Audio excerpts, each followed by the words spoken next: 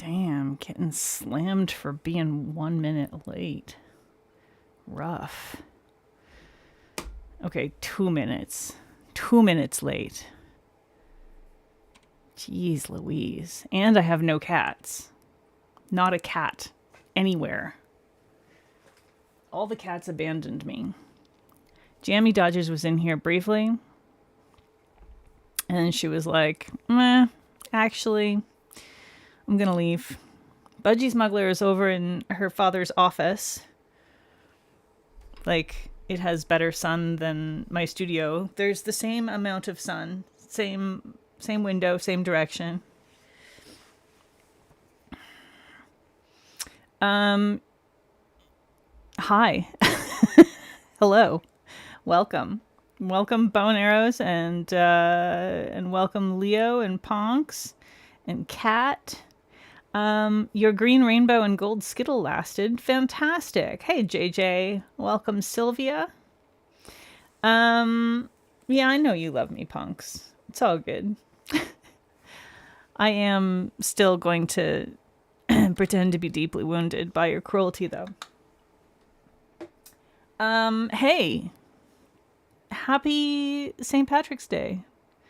To those who, celebrate. The only way in which I'm celebrating St. Patrick's Day is this. This is it. This is all. There will be no green beer tonight. Etc. We're not doing any of that. Green vegetables. We will have probably some green vegetables with supper, yeah. I think I've got a kale salad to go with dinner tonight, so. You need blues, apparently. Like the music or the emotion or the color.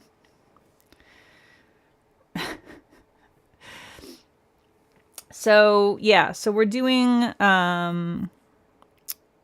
some St. Patrick's Day nails, and we're going with the very first idea I had because I'm lazy. You're not Irish Catholic, but you do love green and cabbage. I mean, green is good, and cabbage can be delicious. So, I'm good with that. I have apparently some amount of Irish blood in me, but mostly Scottish and English, so I don't know that it really counts. Certainly, what I'm definitely not is Chicago Irish. I am not getting blackout drunk and wearing all green. I did bring my single green item of clothing, but I'm not wearing it because it's too hot. I mean, I have a bunch of teal clothes, but I feel like those don't really count. Struggling with a water manny. You accidentally killed a spider and thought of me? You felt bad all morning and now your sink makes you sad. Okay.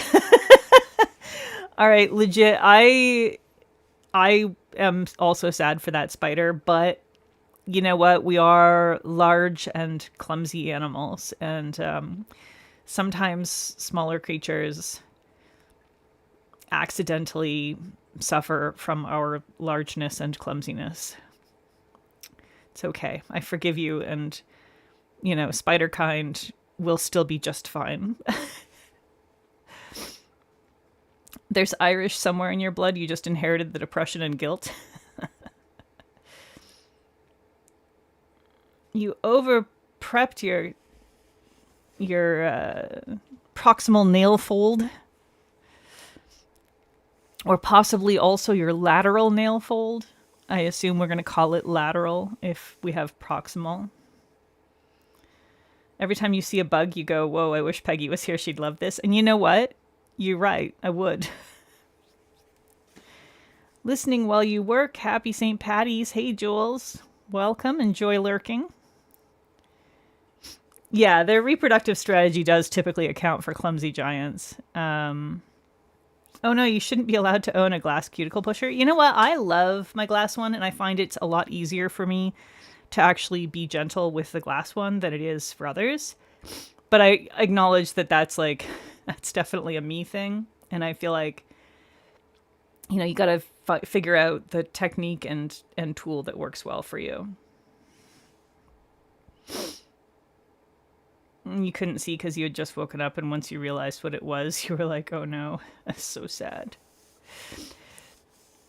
That is so sad. I saw a cute spider just outside of our bathroom last night, and a different cute spider just outside of our bathroom this morning. The first cute spider was cuter than the second cute spider, though. The first cute spider was a jumping spider. Wait, was that last night or was that the night before? Now I'm doubting myself. It was Mavia inclemens dimorphic jumping spider is the common name for them. And they're called dimorphic, but really they should probably be called like incredibly polymorphic because they actually have a bunch of different ways they can look. But two main ones that are sort of, broad categories of how they look. And it's really interesting because like one of them, so a lot of the time when a species is, we're just going to go off on a spider tangent. Just stay with me for a second. I promise it'll be over soon. This is kind of cool. So most of the time when there's like dimorphism in a species of any kind, it's usually sexual dimorphism, right? You have like the way that the males typically look and the way that the females typically look. And then sometimes species go a little bit crazy. And, there are some species where both the males and the females can look several different ways. And that's a thing. But with this species, the males can look two main ways, but the females all look one of those ways, but never the other way. So like they're sort of, dark, kind of blackish with very pale legs, or they're like this mottled gray and black and, with a red markings on the butt. And the males can look both ways and the females can only look the one way.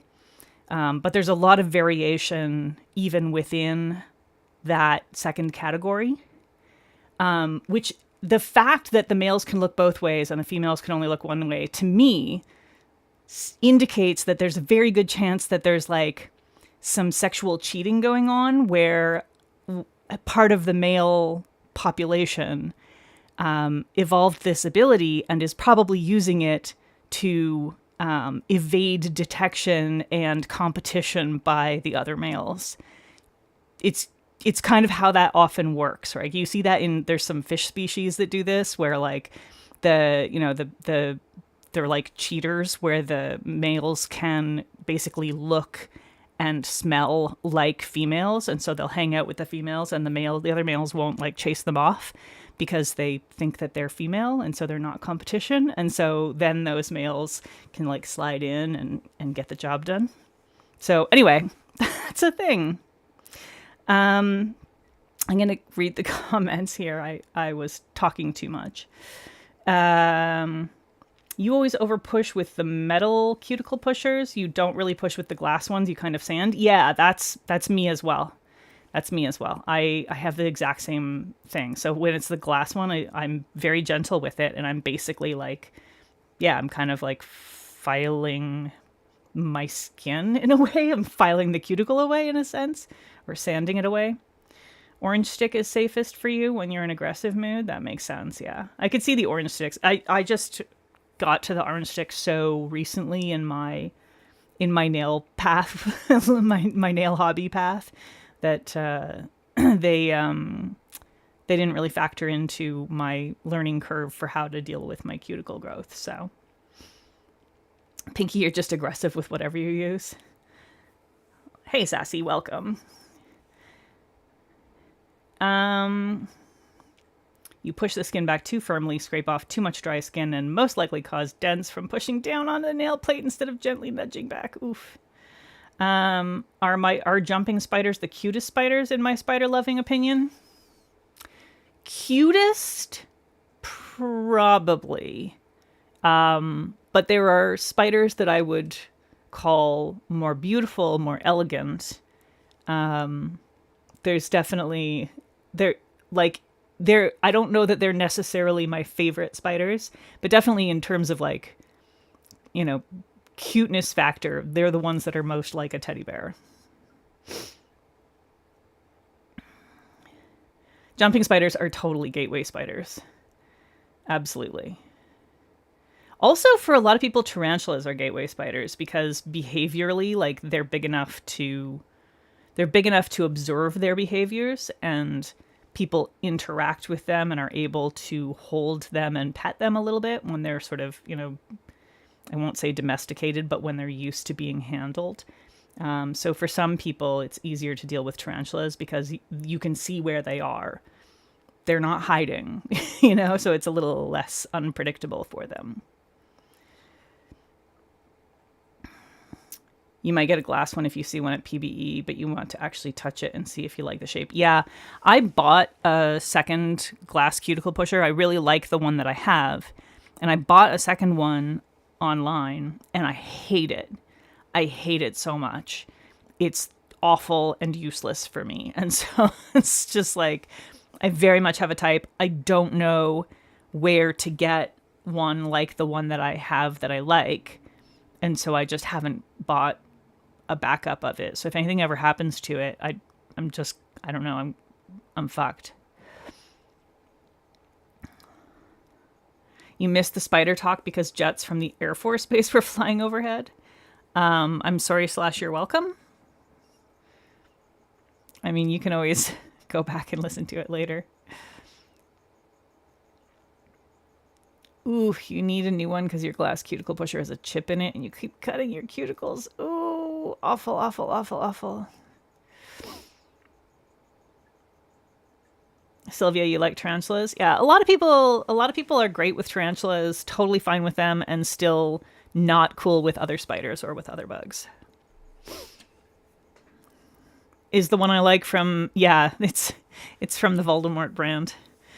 They who shall not be named on my streams. You didn't know they were different types? It's actually not just like the file quality. It's actually a shape issue for these. So I'm going to show you the two that I have. So the one that I like, which I filed the branding off of because it's from a brand that I do not support anymore. So the one that I like is this clear one, and the one that I dislike is this blue one. Now, it's not the thickness that's the problem. The thickness is fine. There's two things. One is this point. Hang on, let me get better lighting here slightly. So this point here, you see on the clear glass one, it's blunted off. And on the other one, it's extremely pointed. And like, I could, you know, maybe break that off or sand it down or something. But like, I'd be concerned about leaving less predictable sharp edges. More problematic for me, though, is this end.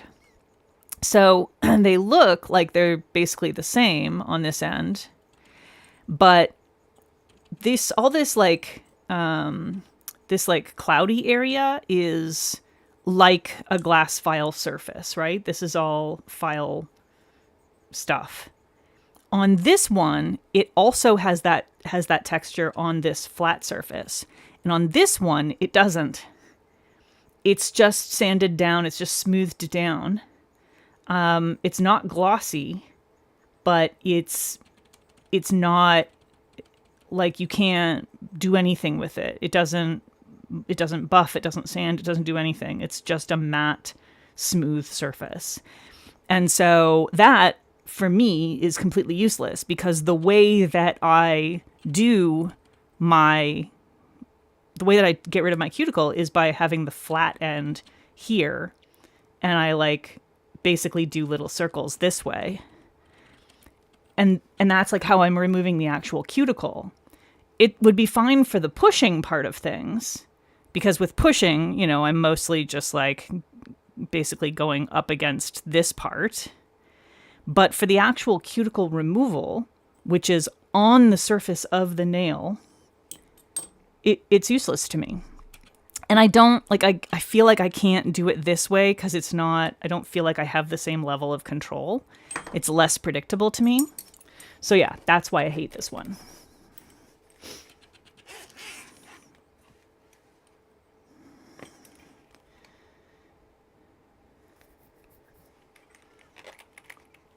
I think I got this one from PPU.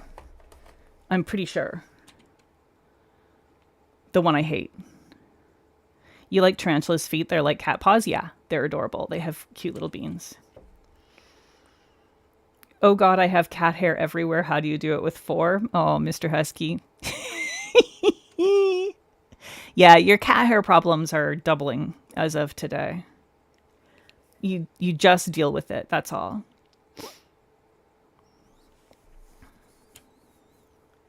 Yeah, that's exactly. That's I'm never buying another one without being able to touch it. I just I need it.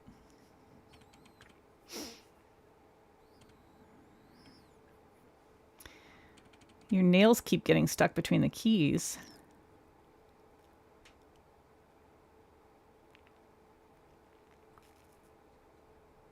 Yeah. Yeah. If I ever find another source for the one that I like, I will absolutely tell y'all. But I just I hate that it's that brand that has them. Anyway, hey, let's get started. I pulled some polish. So I have a plan. And the plan is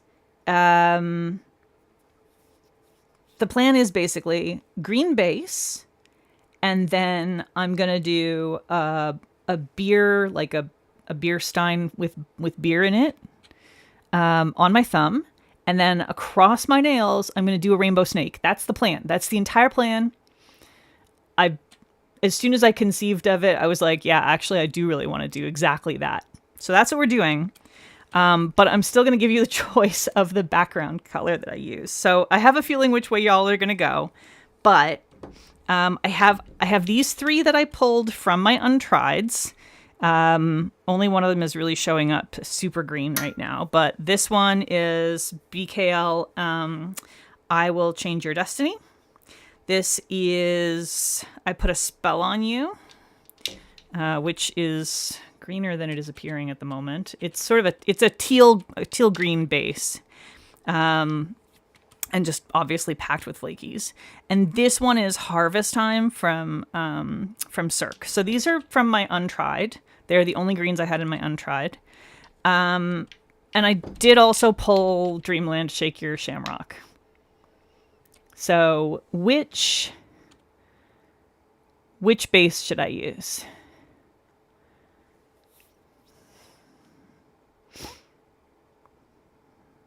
Should I make a poll? I'll make a poll. We'll do a poll since there's only 4 and I can do a poll.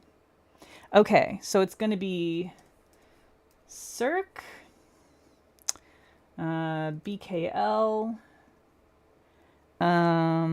Rogue, which is the flaky, and Dreamland, which is Shake Your Shamrock. Okay. So that's the Cirque, that's the BKL, that's the Rogue, and that's the Dreamland.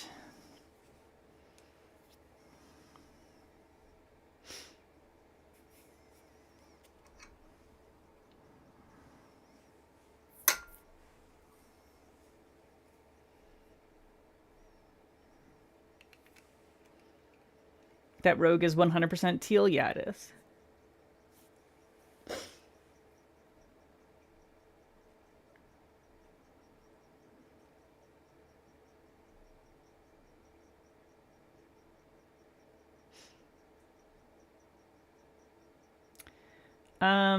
Yeah, you can't ping on mobile for some reason. I don't know why they do that. It's very annoying.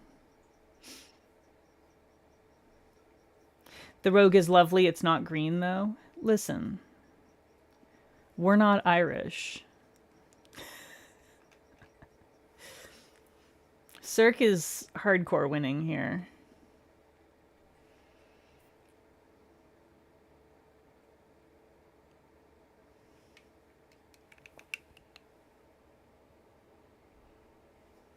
I'm going to put in my little vote in my other account. All right. Well, it looks like it's going to be Cirque. That's it. All right. Cirque it is, ending the poll. Okay. I did also pull crumbs for everything else. I may end up wanting to grab a shimmer for the froth on the beer. We'll see. Maybe maybe like a hollow topper, a little scattered hollow for the beer. That might be a good idea. I don't know. We'll see. Anyway, we'll just go ahead and get started with the Cirque base. And I think probably just do 2 coats of the Cirque. I don't mind if it's a little bit translucent for this. I have a budgie? Where is she? Oh, Brian just poked Budgie in here. I'll adjust the camera when she settles down into wherever the hell she's gonna sit. I think probably Cinna wanted to go hang out in Brian's office, and so he kicked Budgie out. That's my guess. We do a certain amount of cat shuffling around here because we have to sort of balance everyone's needs. And everyone wants time in certain rooms and with certain people. And since they won't all hang out together in one room, not much choice but to shuffle them, sometimes against their will. Mostly we try to just take advantage of their natural comings and goings. But yeah, sometimes they're stubborn. They don't want to move. Sassy, you've been lurking. What's the plan? So the base I'm using is Cirque Colors Harvest Time for the base color. I'm going to do 2 coats of that. And then on the thumb, I'm going to do a beer stein, a glass beer stein full of beer. And then I'm going to do a rainbow snake across the nails. Your spawn is named after an Irishman, so you're tangentially Irish. Is that how that works? The Butter London glass pusher is very similar to your white one. Interesting. Interesting.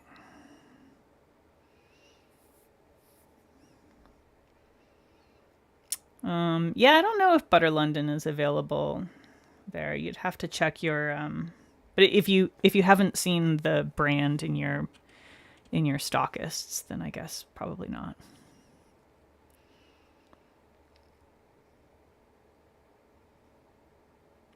You zoned out and didn't listen to the answer that I just gave you, Sassy. Okay, Budgie has decided to settle down on the laundry bag, so hang on a second. See if we can...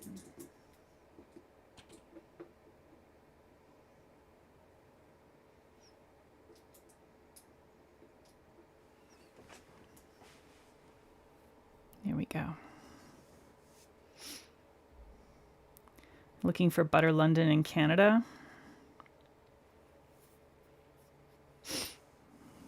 Yeah, I don't know. I don't know what's available there at this point. I know the stockist situation has changed drastically since I left, so you zoned out and didn't comprehend a thing I said. Okay. All right, Sassy. Sassy, focus up. Sassy, I'm going to tell you what I'm going to do one more time. Here we go. On the thumb, there's going to be a beer stein a glass beer stein full of beer.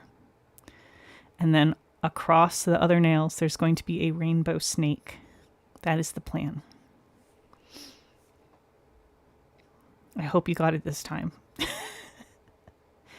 Germanicure has a textured bevel for their cuticle pusher. Sally Beauty sells Butter London polishes. I don't know if they stock the tools. Shoppers has it, but in a 3-piece kit. No, I haven't been in Canada for a few years now. I moved, and the beer might be hollow, yeah. I moved in 2022, in the early autumn, when Brian got his, I guess it was late summer. Brian had his esophageal cancer diagnosis. And so I immediately moved down here to be his support human for that. So I've been here ever since. Thankfully, we had a really good immigration lawyer that sort of just was incredibly helpful with getting everything sorted out. Because at that point in time, it was a struggle. It was a struggle for us to deal with, administrative things. I mean, it's always a struggle to deal with government stuff, but it was an extra struggle at that point. So yeah. Yeah.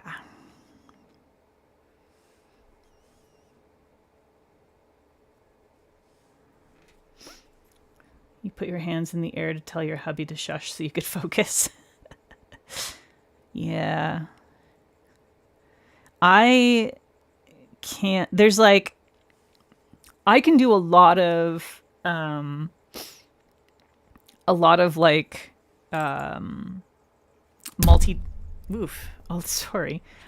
multitasking things, but anything that requires me to process language either in or out can only be done with a complete lack of any other language inputs or outputs.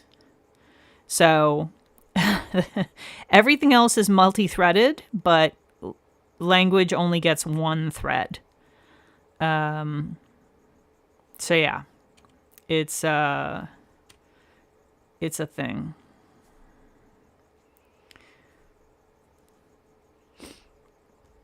Yeah, I think 2 coats is going to be okay for this. Normally I would do 3, because I do prefer a more opaque look, especially with greens. But I feel like for this mani, it's going to work better to have it like this. And also, I don't really want to wait for a 3rd coat to dry. You know?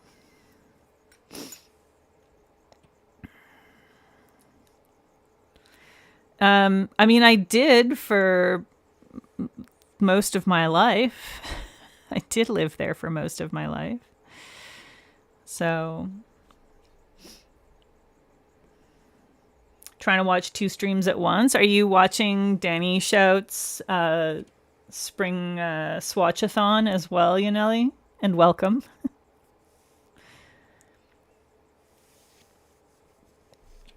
Sally Beauty has just the pusher for the Butter London pusher for $16 Canadian. Ray, is that how I'm to interpret that sentence? It doesn't help me, but it will help the other Canadians that actually live there.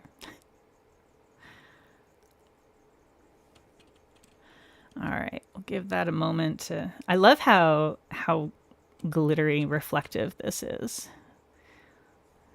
I do really love a reflective polish, and as much as I prefer more opaque polishes, the reflective glitters really do pop more in a more translucent base.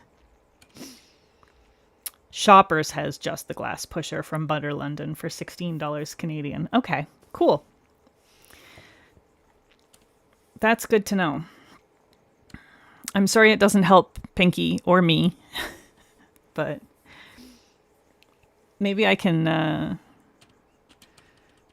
Maybe we can find a source somewhere in the European Union.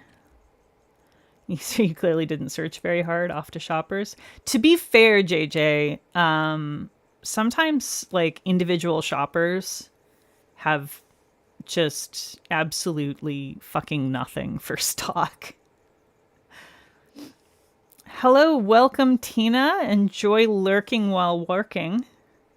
Work lurk. I want this to dry just a little bit more, and then I'm gonna hit it with some top coat. You're dying to see it in a third coat. I was just gonna do the 2 coats.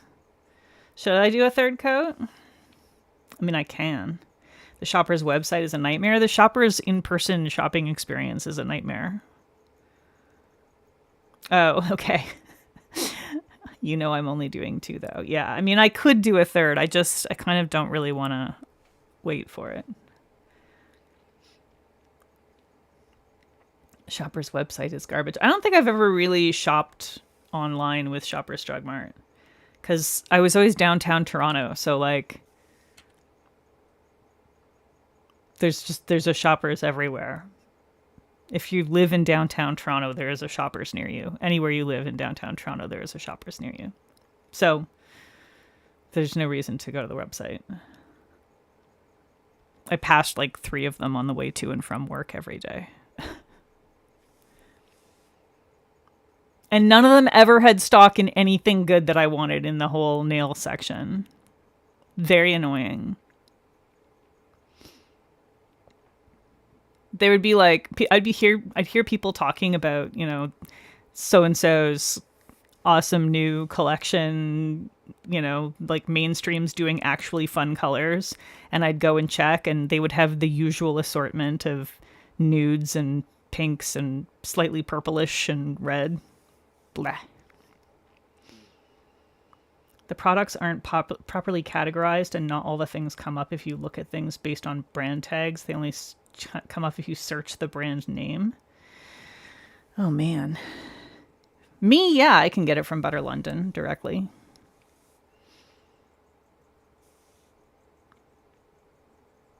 No one is searching for my sake, Pinky.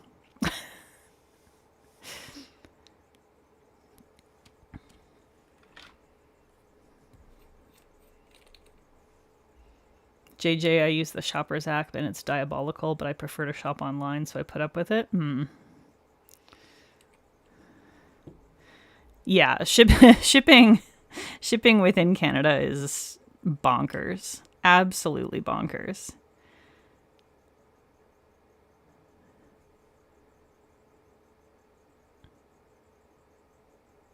And there's no reason for it to be as expensive as it is, honestly.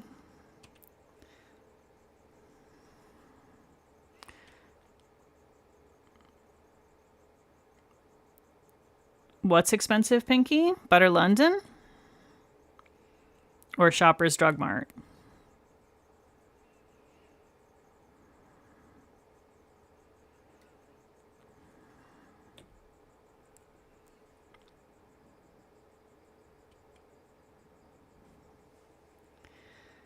Wood sticks for you? Yeah.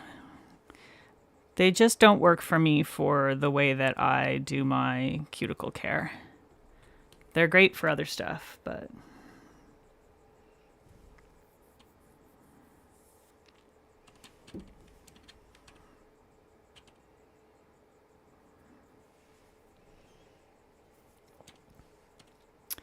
Okay, so I did look up some reference images for the kind of beer stein I want to use.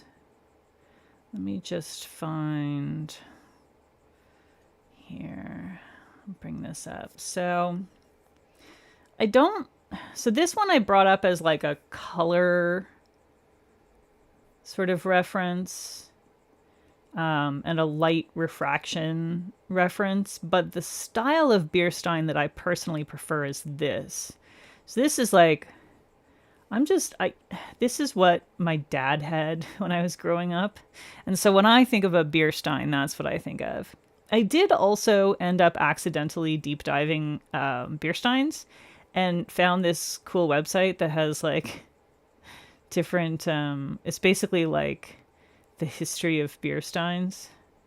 And man, they're incredibly cool. It's like all these German glass beer steins. Some of them look like pottery. Anyway, that's totally just an aside that doesn't actually matter at all for anything. But yeah, so I think this is the style that I want to try and do, or something like it. And this is my color reference.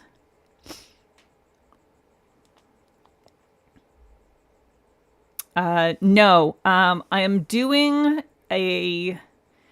specifically doing something that is colored like a lager or a pilsner or a wheat beer because I want it to be kind of golden, because it's the rainbow going to the pot of gold. So it's the rainbow snake going to the pot of golden beer. Yeah, that's the concept. That's the concept for this. So I think the very first thing that I need to do is basically block in the actual beer stein. And I'm going to do that in white. Is it Stein or Steen? I don't fucking know. It's Stein. It's Stein because hang on, is it Stein? I don't know. I've always heard it as Stein. I'm pretty sure in German, when you have an EI or an IE, the second letter is the one that relates to the way that we say it. So if it was IE, it would be een, and if it's EI, then it's ein. I'm pretty sure that's my vague recollection from my German class.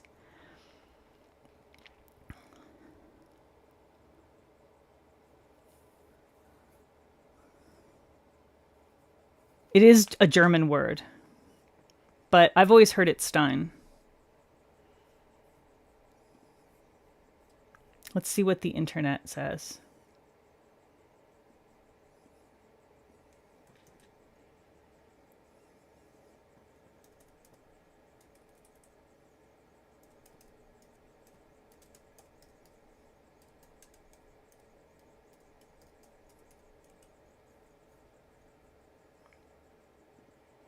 How to pronounce.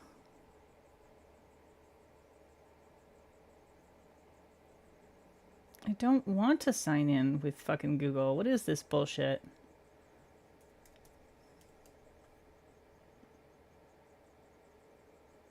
Okay, you're obviously a useless fucking website. How about we go to this instead? Welcome to this pronunciation video. Today we will be focusing on a new word that you might find challenging or intriguing. So let's dive into today's word. Stein, which means a large beer mug, typically made of glass or earthenware. Here we go. Let's Stein. say it all together. It's Stein.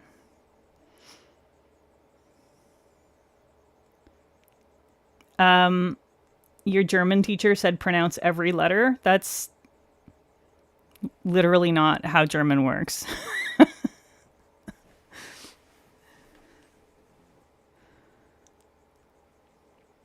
You were getting confused because of names with Stein and it being pronounced both ways. Yeah. Stein. Yeah, no, what I remember from my German class is that EI and IE, you take the pronunciation from the second letter, in the sense that if it's EI, it's I, and if it's IE, it's E. But my German class was a million years ago. So, you know. Okay, so we're going to do Like the basic shape is going to be like kind of this slight curve to it. Not too curvy though. I've made it a little too curvy there at the sides.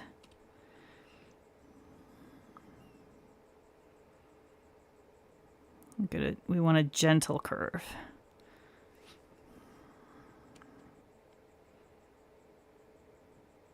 There we go. Okay, and then I'm basically just like blocking in the shape. I am gonna do, well, am I? I'm thinking whether I want to do a white base or whether I want it so that the green still kind of shows through. I could start with like a milky white underneath it all to help the yellow pop better. I'm afraid that if I do just white, that it's going to look a little bit too much like a sticker. You know what I mean? All right.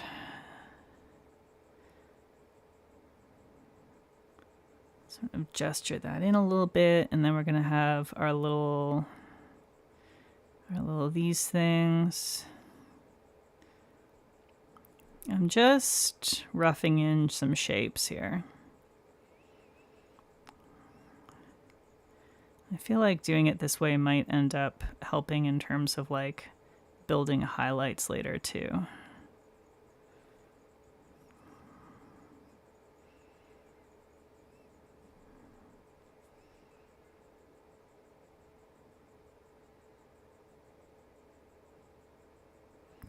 All right.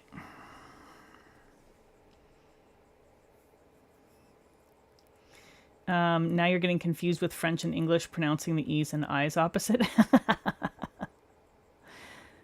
Yeah, bow and arrows, I literally, every time I see that word these days, my brain goes, Frankenstein!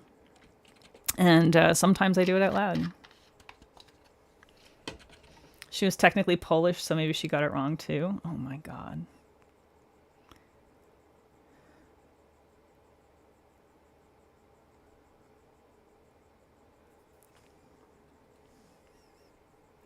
English is a very silly language. It's true. I before E except after C being just like completely fucking wrong.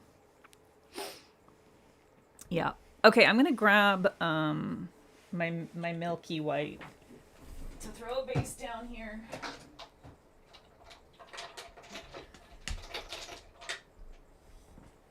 Because I think I'm gonna be happier with the results if I do. Yeah, our pronunciation and spelling are completely insane.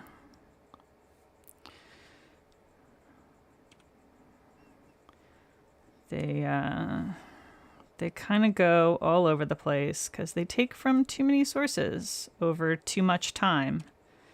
And some of them get mutated a lot and some of them get mutated a little.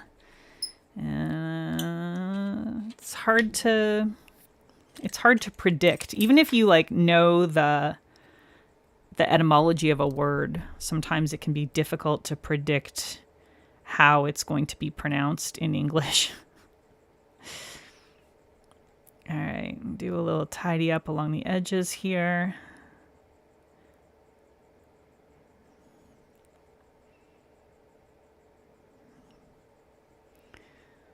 And I'm going to let this dry for a bit before I move on with it.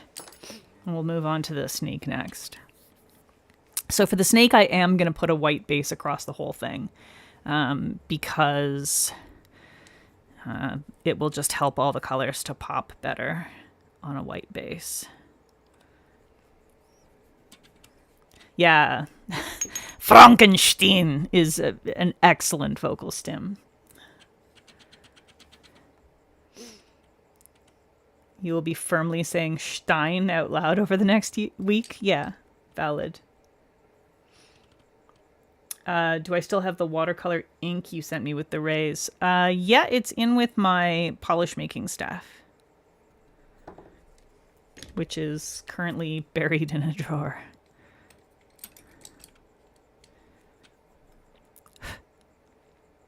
Oh my god. My hair is getting to that length again, where it gets real annoying. Yeah. Hang on. There we go. A little butterfly. My little butterfly. Spanish is nice for pronunciation. It all pretty much matches the spelling. See, you say that, but you have to know the rules first.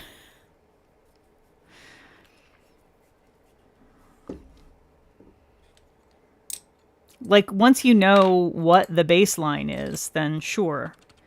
But if you don't know what the baseline is, you can't go into it with English understanding of how things are likely to be spelt, and just assume it's going to work, because it isn't.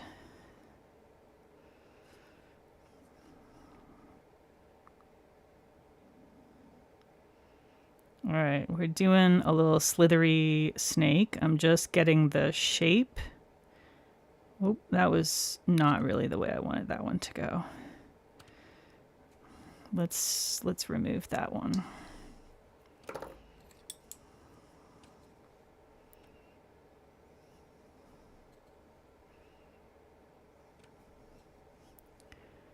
This is why we top coat. This is why we top coat.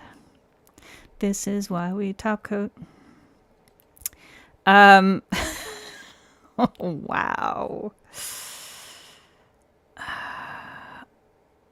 Yeah. Sometimes the brain, it just really does things. People pronouncing jojoba like jojoba. And it's a valid assumption if you don't know where it comes from, right? It could be yoyoba, it could be jojoba, it could be jojoba, and it just depends on which language it originates with, right? And like, if you don't know that, good luck. Oh, that was real bad. I did a real bad job with that. That's okay. That's what we have this for. All right, now we're going to go back in and thicken it up.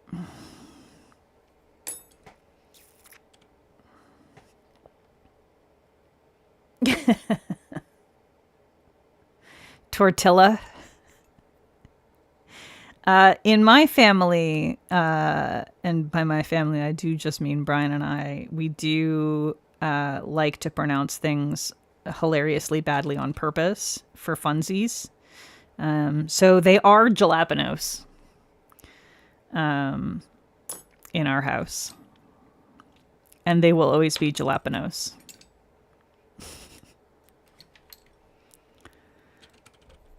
But only because it's funny. You call it jojoba for fun? Yeah. The oob. Oh my god, the oob video was hilarious. Oob. If anybody here has no idea what we're talking about, there's a really funny video of a girl who has just discovered that, I guess, Starbucks is doing some kind of ube drink, and yeah, she's pronouncing it oob, which, like, I'm not going to say that I'm some kind of paragon of correct pronunciation, but oob is extremely funny because she keeps saying it. She keeps saying oob. It's so good. It's like, I hope I don't say anything that wrong, you know? Like, and like, in this day and age, when you have when you have access to resources to check your pronunciation on things, the fact that like you're not just, it's one thing to sort of like be in a conversation like we are on live streams and such, and say something wrong. People say it all. People say wrong things all the time. It's completely fine. I say wrong things all the time. It's completely fine. But if you're like, if I was going to go and make a whole video about a product and I planned it in advance and it wasn't happening live and I was just like, you know, I script a little thing for myself. I'm going to make a video. I'm just going to stop and check and make sure that I'm pronouncing the main topic correctly. As a partial Asian, that is hilarious. It's incredibly hilarious as a non-partial Asian as well. Yeah, I tend not to correct people if I understand what they're saying, unless I mean, there are circumstances where I will, right? Like I have friends who I know will appreciate it. And that's, you know, like if we're friends and you say something like that, I am going to correct you. I'm going to try and do it in a way that isn't like mean, you know? But I can't promise I won't giggle a little bit. But I do understand it, right? Like if you only know a word from reading it, I'm not going to be an asshole to you about it. I might giggle, but I'm not going to be an asshole to you about it. I'm not going to think or say that you're an idiot because you don't know how a word is pronounced, because you read it instead of hearing it. So like, which is why I say in a conversation context, it's not like weird or wrong or laughable to say oob if you have never heard the word spoken aloud. It's fine. It's fine. But if you're gonna go on the internet and talk about this amazing new thing that you discovered that's at Starbucks, which means it's definitely been around for a really long time. Starbucks isn't out here discovering new flavors. Just take a second and look it up. Although, you know, not doing so certainly is a social media strategy to get a lot of eyeballs on your content. You know, you'll be dealing with a lot of mean comments, but it will get you eyeballs on your content. So maybe it was a strategy. Who knows? Who knows? Anyway. But yeah, I correct Kat's spelling sometimes because Kat has shit spelling. She knows she has shit spelling. Sometimes her shit spelling is hilarious. And that's actually usually when it's not even so much that I'm correcting her, is that I'm making a joke based on the shit spelling because it made it something else entirely and it's funny. But like, Kat's my friend. I've known Kat for years. I know Kat doesn't get offended about this. And like, I'm never doing it to be an asshole. I'm never like, oh my God, Kat, why are you so stupid? Because she's not fucking stupid. She just has trouble with spelling. It's fine. It's not a big deal. But sometimes it leads to very funny sentences, inadvertently very funny sentences. And so, yeah, I'm going to say stuff like that. But yeah, don't be an asshole, basically, is what it kind of boils down to, I think, for me. You don't need to correct everybody on the internet about everything that they do and say. You can just not. You can just click away from that thing and just say nothing. It's always an option.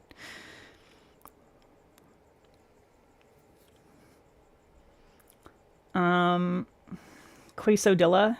I'm just going back here. You're 10 minutes behind in watching chat without context is fun. Love that. You say quesodillo. I love that.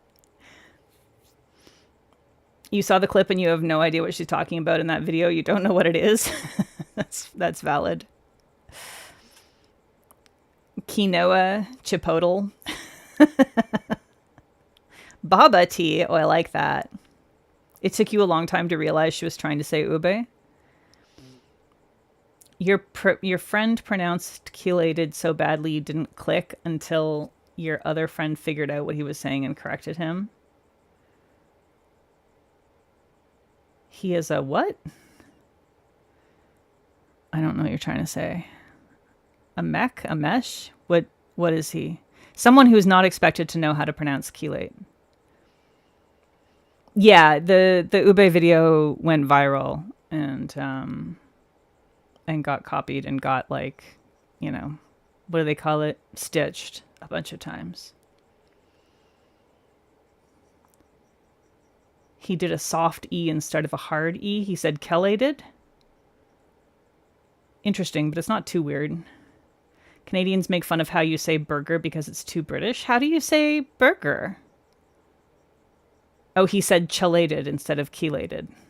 I see. That's a very reasonable. That's one of those like, yeah, if you don't have any reason to know the word chelated or chelation or chelate, there's no reason you would look at the word CHEL and go, ah, yes, that's obviously pronounced keel. Right? Like, why? You wouldn't. It's stupid. Is it going to be a full Roy G. Biv snack? It's going to be however many colors I can fit into it. I did grab... I didn't grab, like, a separate indigo and violet. I have 6 colors I pulled.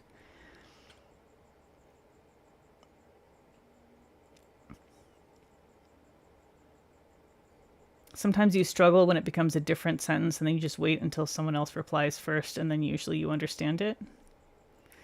Why does this remind me of Jessica Simpson thinking buffalo wings were made from actual buffalo? Okay, but really, again, it's very reasonable to misconstrue that, right? Like, that's not a crazy thing to get wrong if you don't know. Oh, a mechanical engineer, Mech E.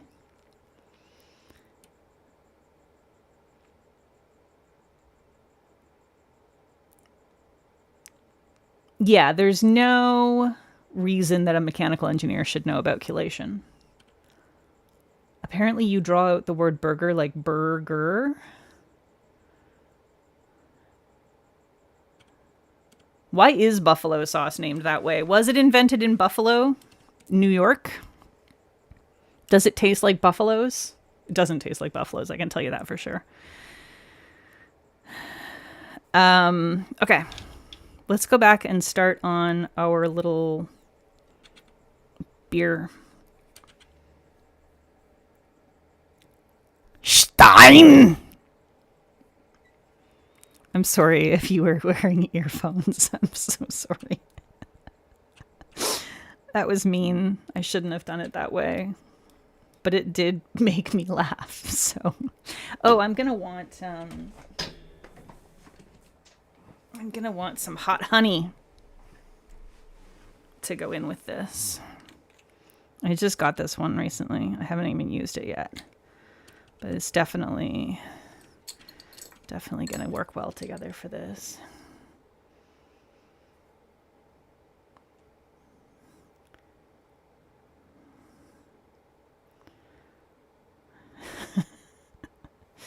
You're Mechie and you can confirm you don't know about chelation. Yeah, why would you?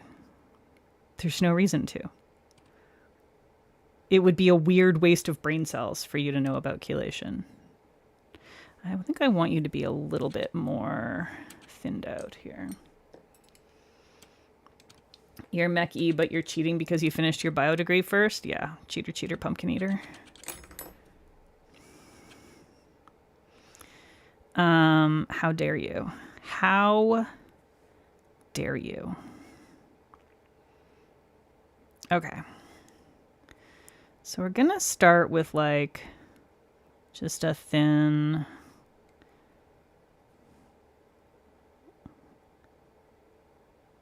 out sort of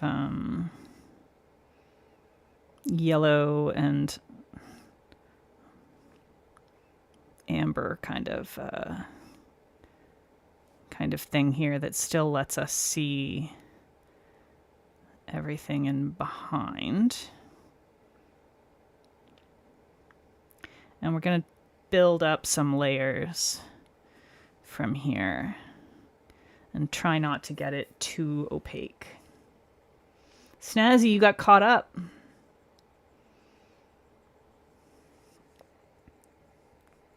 Last time you were in Buffalo, you were ignored for 25 minutes in a sticky booth that wasn't cleaned and you just left? Like, just in the city or in a specific restaurant? That beer is very dehydrated. Listen, we're working on it. We're working on it. All right, we're going to need some foam as well up here, but I wonder if I want to do the foam with corny or if I just want to add corny on top afterwards. I might just add corny on top afterward when I add the hollow to the... Can we put scattered glitter for the bubbles? I didn't want to use scattered glitter. I mean, I guess I could. I could use like reflective maybe for the bubbles. I don't know.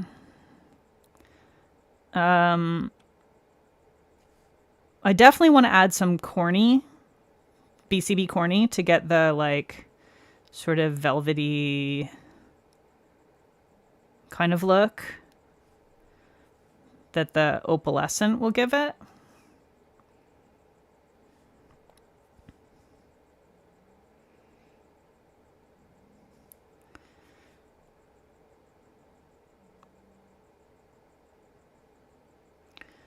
Get some froth going above here. Oop, I was a little too far there. You usually use linear hollow taco for bubbles. Yeah, that could work. Right in time for the volume change. Sorry, Snazzy. I mean, I'm not very sorry. I'm a little bit sorry. I hope it didn't hurt your little ears.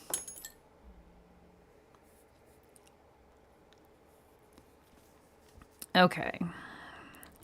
First coat, and I am going to put some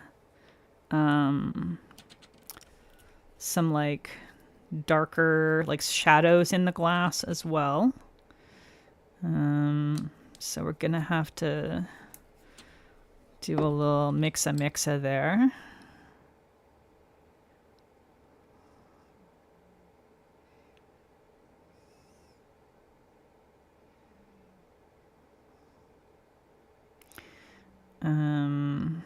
You know what? This is the wrong strategy. I don't want to use gray. Gray is wrong. Gray is incorrect. What I actually want to use is a very watered down black.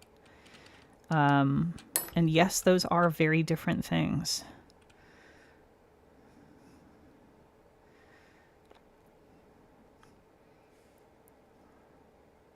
It's just going to work better to use a watered down black for this.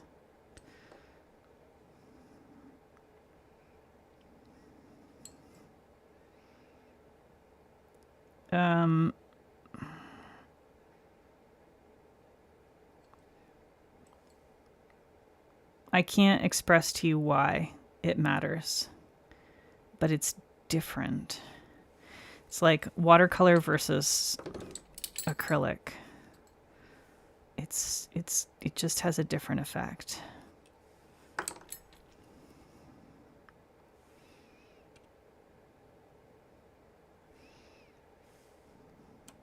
Okay.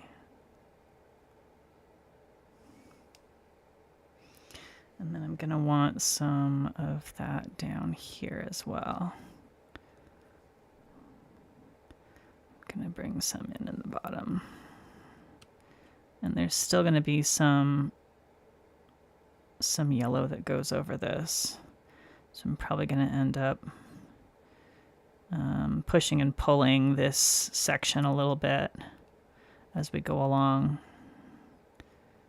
And there's definitely going to be more white coming back in for highlights at various points as well. So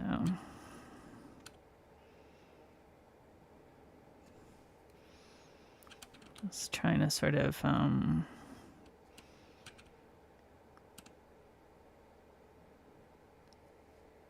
get some of the deeper shadows worked in here.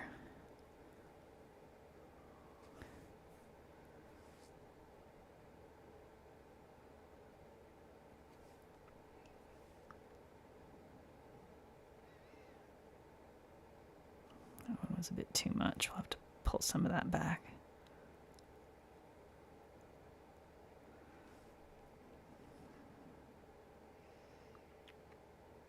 Okay.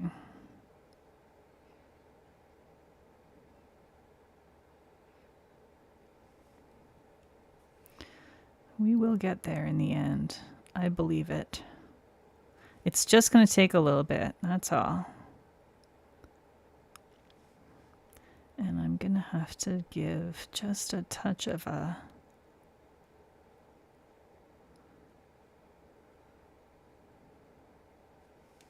darker section there. Okay, now we're going to go back with some hot honey and some more of that Dimension Nails stuff. I don't own a pearly beige, but I can probably mix a little bit of something off-white in with corny. Like if I add just a touch of hot honey into corny, I think it'll probably get pretty close to where we want to be for that.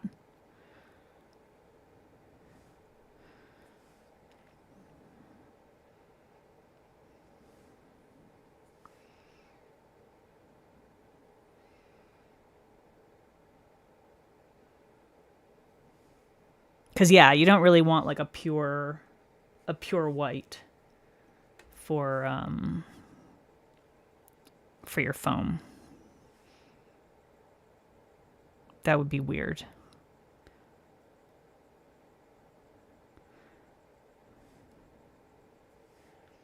Okay.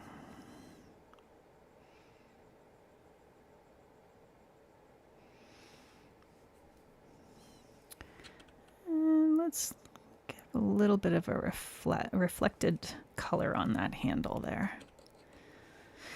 All right, now for the lighter parts.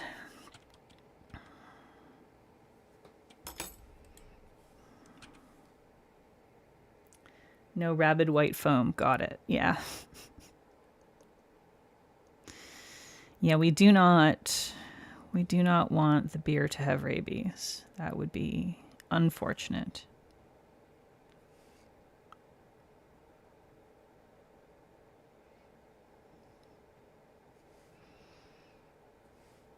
For the beer and also for the drinker of the beer.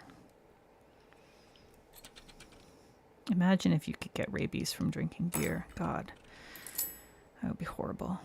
I really like beer. I'm a beer girl. I would be very sad if I couldn't safely drink beer anymore.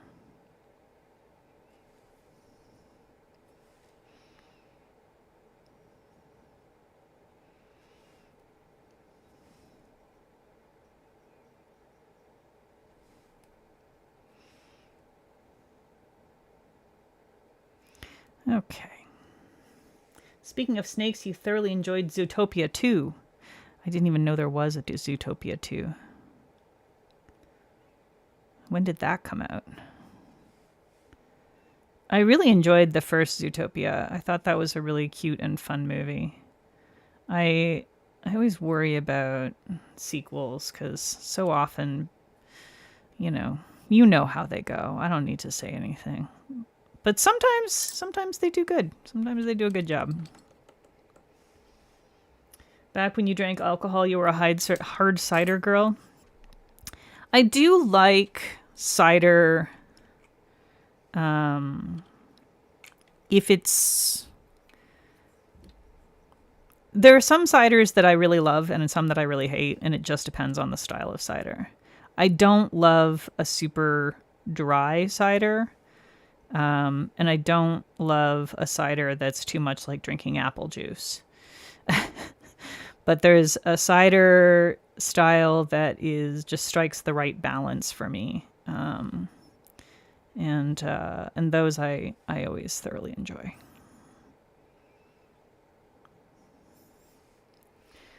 All right.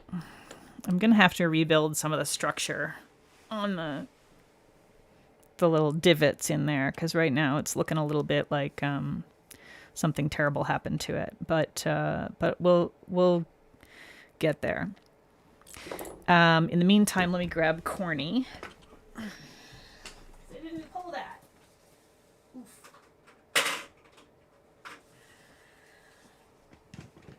Oh, my knees are sad about things.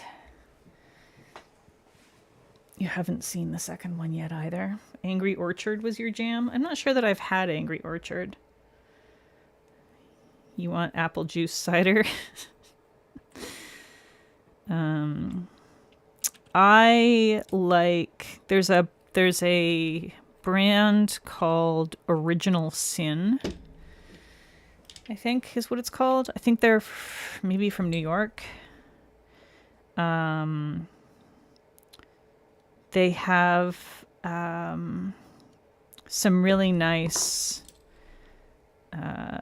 ciders. I don't love all of them, but I do love several of them. And then the other one, there's a local cidery that does some really nice ones. In particular, so if you're in the region or if you get beer from the region, Potomac, I think it's called Potomac Cidery or something, or Potomac Cider House. That's another one that I really like fucking up. Potomac, very fun. But yeah, Potomac, they have a berry cider that is quite delicious. I'm a big fan.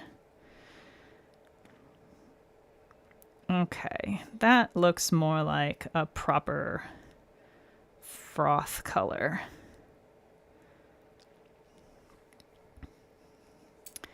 And I think I will add a little more hot honey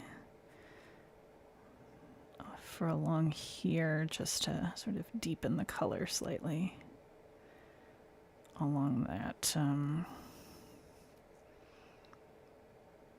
where the shadow would be there. Okay.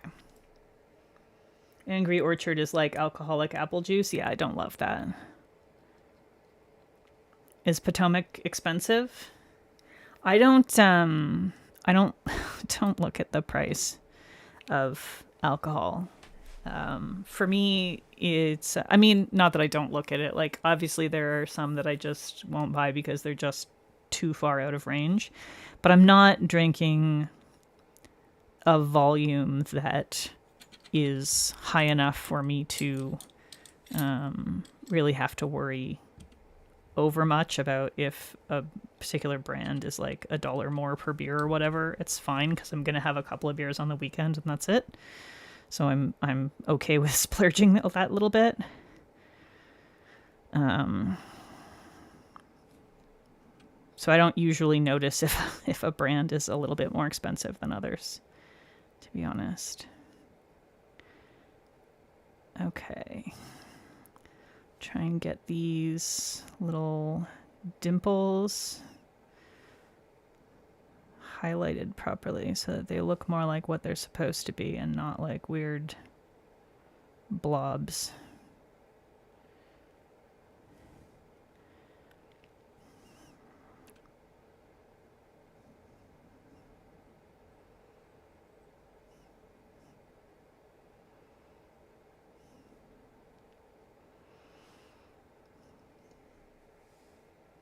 It wasn't a question. You know Potomac is expensive? I understood that it wasn't a question and that you were saying that it was expensive. I was answering that I didn't realize it was expensive.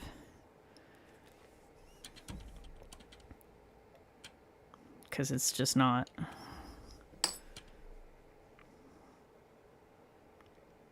You typically have ginger beer, white cranberry juice, and then whatever brown liquor is in the cabinet. Interesting. I do really like ginger beer, so I tend to like things with ginger beer in it. My go-to beverage is usually more often like a radler. I really like a radler. And so if a radler is available, I'm probably going to get the radler. If it's, a decent radler. There are definitely bad radlers out there that are way too sweet and you can't taste the beer at all. And then I go, why are we not just drinking fruit juice exactly? What was the point? But yeah.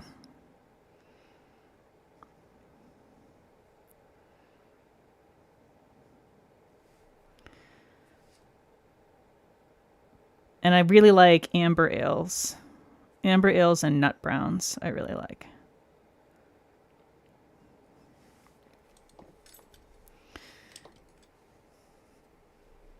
I've never had apricot brandy. There's a cidery in northern New York State that does an apple brandy that is so good. So good. The Real Housewives of Potomac is a trash TV pleasures. I didn't even know there was a Real Housewives of the Potomac. But yeah, that's exactly, Kat. Like when I'm having a drink, usually I'm having one. I might have two. So it's just not, it's not typically a huge expense. You like a milk stout? I used to enjoy stouts more. I find now that while I still enjoy as a dessert in the wintertime sometimes, I find that they're just like a bit... Whoops, that was not the one that I meant to take. I meant to go back to yellow now. Yeah, I find that they're a bit much for me now. And so I just tend not to go for them so much anymore.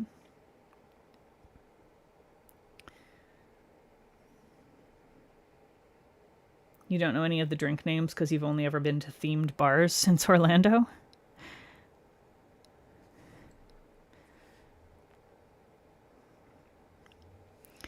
This is a bit too yellow, I think. Not quite enough of the amber.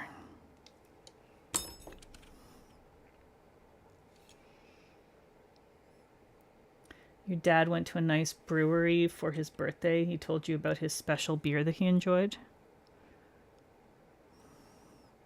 What was his special beer?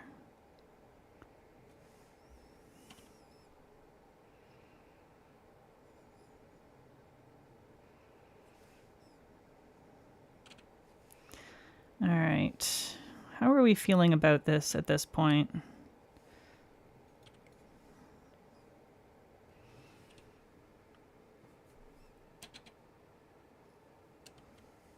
I feel like it needs a wash of milk and then a wash of yellow again.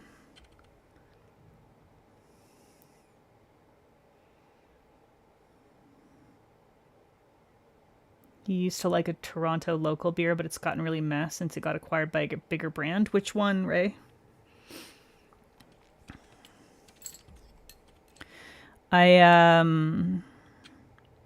Back home I used to drink Beau's Lug Tread a lot. That was one of my go-to beers back in Toronto.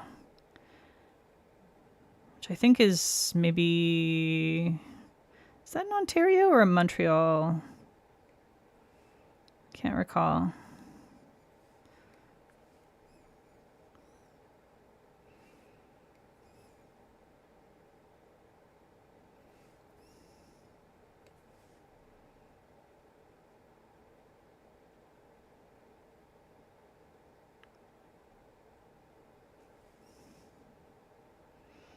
Okay, that's looking a little better. Oh, Mill Street got sold? Really? Mill Street used to be good. It was never like my go-to, but it was a solid. You know, if they had that in the bar, then I would grab that over any of the like the big domestics and at least be like reasonably happy with it.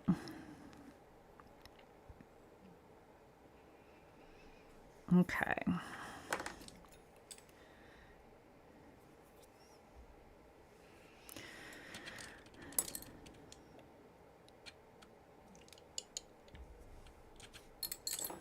Bose also did a pretty good Radler, but it was, of course, seasonal. My go-to Radler down here is 2 pitchers Radler, which I think California? I think? I want to say they're from California.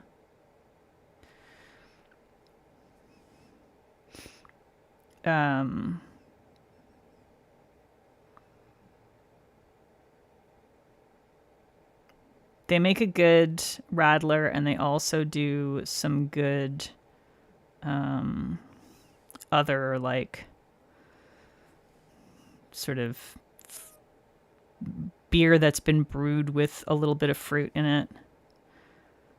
They excel at the lagers with fruit in them and ales with fruit in them sort of niche, which I really enjoy when it's done well.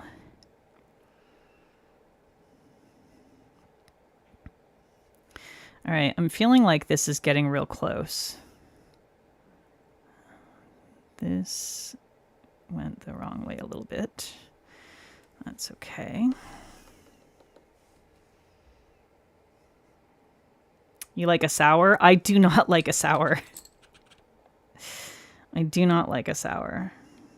Do not like sours and saisons and IPAs. All of the like really popular styles that every brew house is doing almost exclusively these days.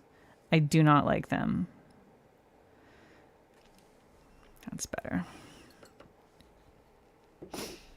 Okay. It's getting real close. I do feel like it's just a little bit too dark still in spots. I'm trying to think the best way to deal with that, and I think it's actually going to be to put a little wash of this over an area. You typically don't like a sour, but Bellwoods makes some decent ones. Bellwoods made some decent beers in general, I found. Some friends recently brought us, for my birthday actually, brought us some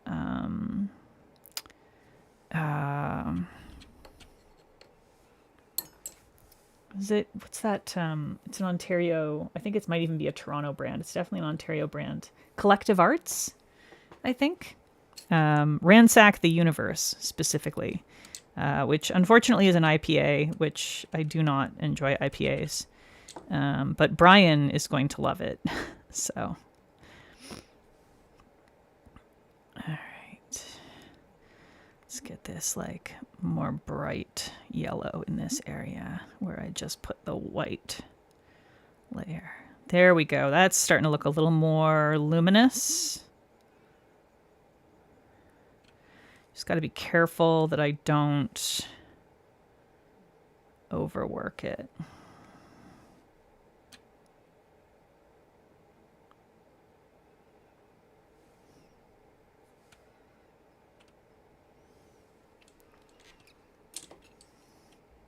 They have the most fun art. They have a million different kinds of beer.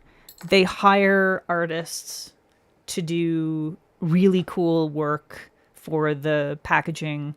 Every brand or every flavor has a complete can and box art thing. They're all gorgeous. Yeah, they're really, really lovely. but I just don't like. You fell into a rabbit hole because Belly posted a stunning Manny, and then you went to find the creator. And Peggy, I want to suggest you find a design from this person and recreate a Manny. Okay, who is it?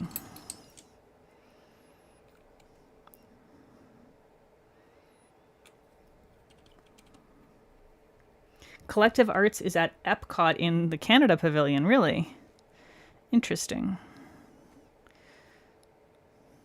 That doesn't mean anything to anybody who isn't from the area, but I know what you're talking about. And that's what matters. Yeah, we're definitely going to add some reflective, I think, to that. Maybe I'll put a little bit of corny in this handle here. Just for funsies. Let's add a little corny to the handle.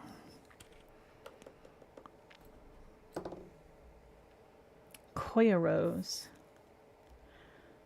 Yeah, the BCB White Shimmer is really nice. Corny is just... So I did add a little bit of cracked hot honey into the corny for everything but that last little highlight that I just did. So it's not pure corny, but yeah, it's got a nice little velvety shimmer to it that I really enjoy.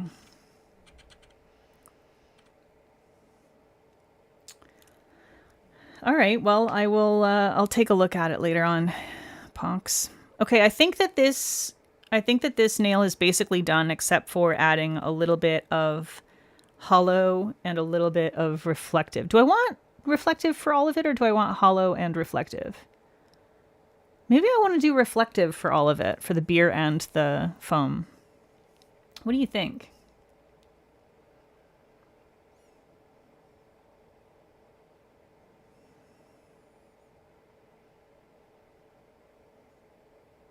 We were kind of debating whether it's silly to go to the US to visit the Canadian pavilion, but it was fun. That's funny.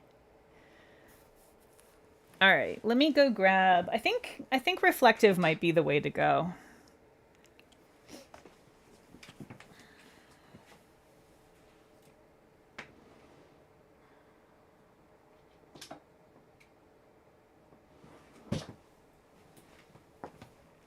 Do I want to put it on the foam as well, or do I want to leave the foam with just the shimmer? That's the question. Do I just do it on the beer, or do I do it on the beer and the foam? I feel like it... Maybe I do it on both. Because it's not like it's going to add a ton of... I'm going to do it on both. It's not like it's going to, like, you know, drown out the shimmer or anything. It's just going to add a little bit of reflective on top. Probably could have just brushed over the whole nail, but whatever. Are jellies just made with less pigment? How could I DIY them? Would it just be to add creme to a clear? Surely not. No, they're not typically... I mean, it does depend. You're right, it did add some shadows to the foam, but that's okay. Maybe we'll just add a little bit more of the foam on top later. Yeah, so jellies, it depends. But you kind of can add creme to base to sort of get a jelly, but it tends to be very cloudy, so it sort of depends on what effect you're looking for. Generally speaking, with jellies, you want to use liquid pigments like clear liquid pigments in a base, rather than like the cremes usually have. They can have like mica pigments and things like that in them. It sort of just depends on what they've used as their colorant. But they're always going to be like, because they need to be opaque, they're going to have stuff in them to make them opaque. So you can kind of DIY a milky jelly by adding cremes, but if you want a proper jelly, you're going to need to use like the translucent liquid pigments.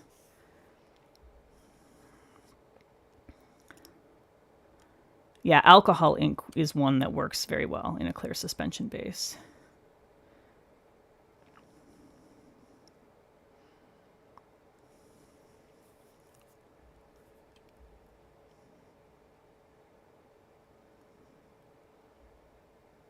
The watercolor ink like you gave me has acetone in it. It was like so completely dried out that I ended up having to like just pour a fuck ton of thinner in it. Or alcohol, I think I used actually. All right, we're going to leave this nail for the moment. I may end up going in and adding some more froth to like counteract the speckliness. But let's move on to the snake for now. You're not able to get suspension base. I mean, you can use. Can you get glitter smoother, like a glitter grabber, glitter smoothing top coat? Because that's suspension base.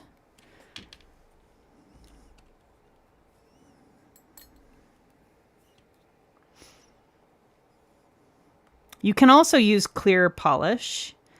You just don't want like a quick dry top coat.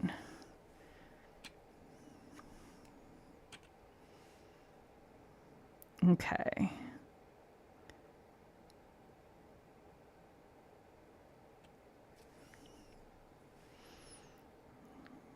Let's start with this.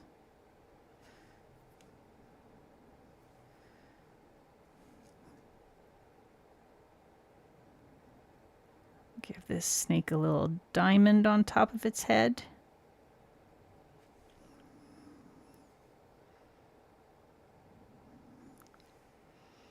Yeah, so glitter grabber is literally just suspension base. Okay, and then I'm gonna, I think, have this go behind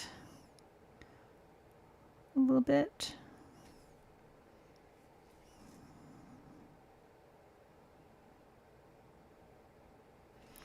So that we'll be able to see more of the colors.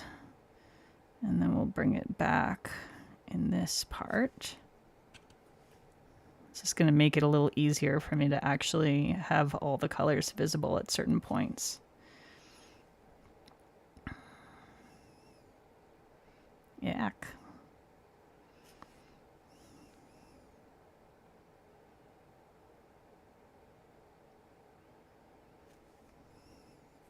Sort of basically introduce a little bit of a twist in the snake so that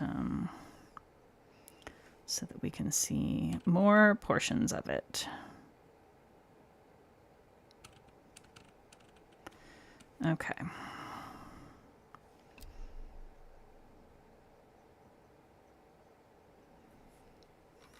Snack snoot is so perfect. Well, don't worry, there's time for me to fuck it up.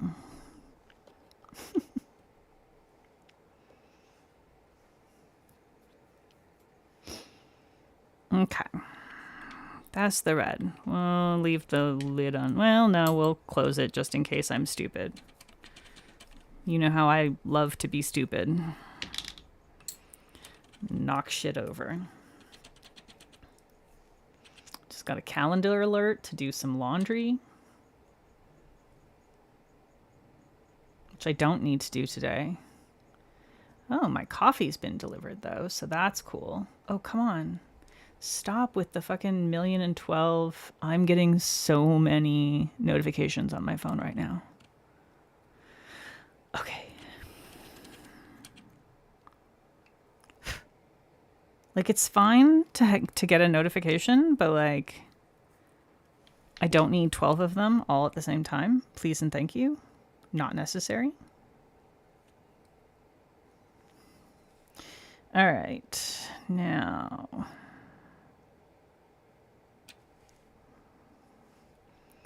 Orania.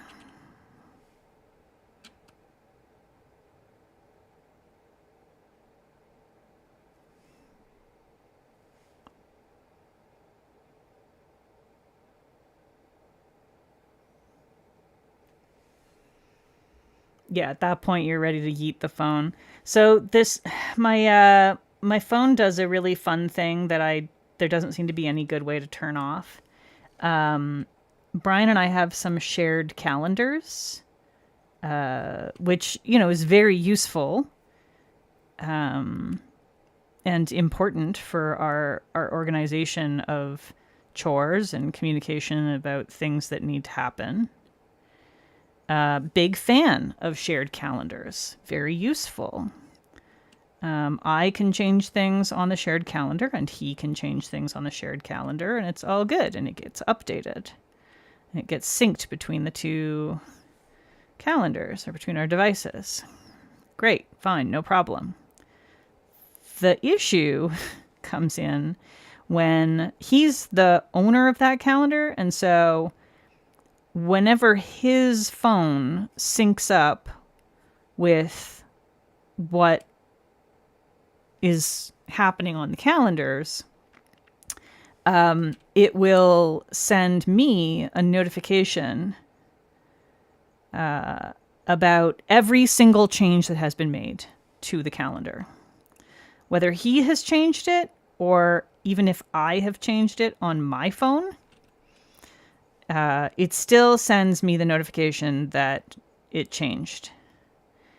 And it will do all of them at once, and you can't just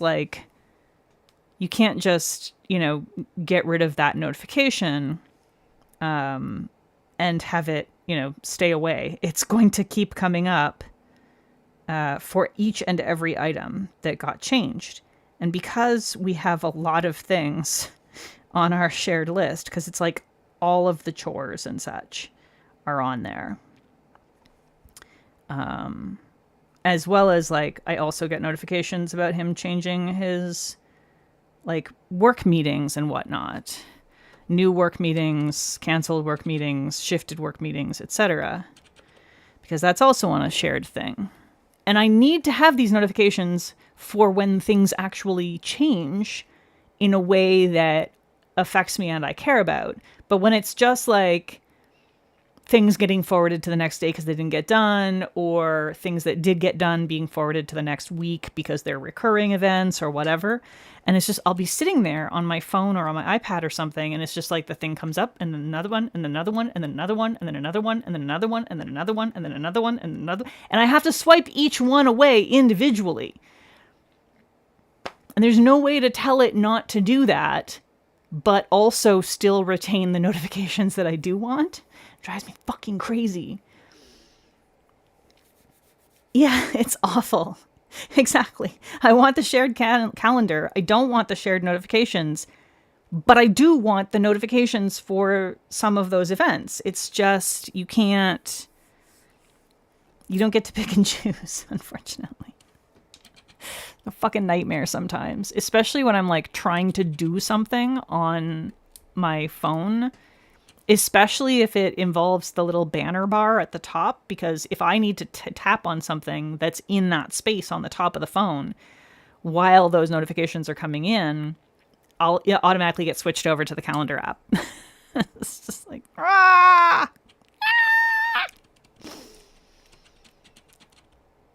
You've never had this issue with your shared calendar? What the hell, man?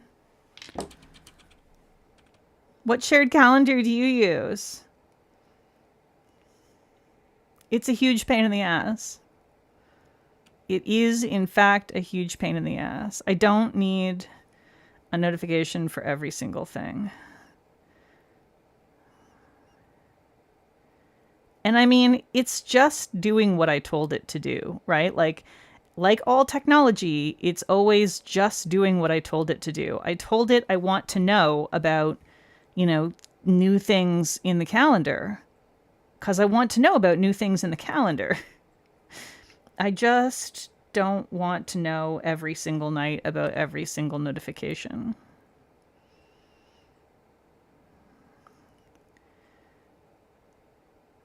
Okay.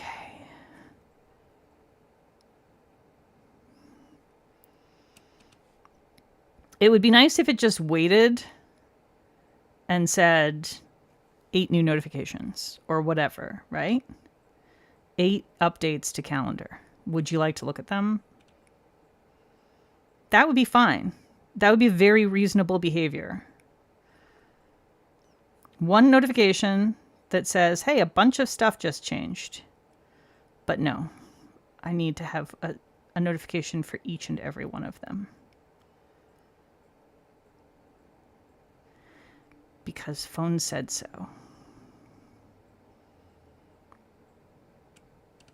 All right.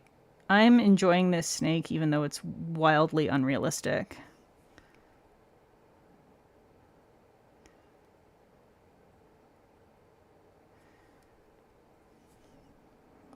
We're going to lose some of the colors on the tail, but I think that's okay.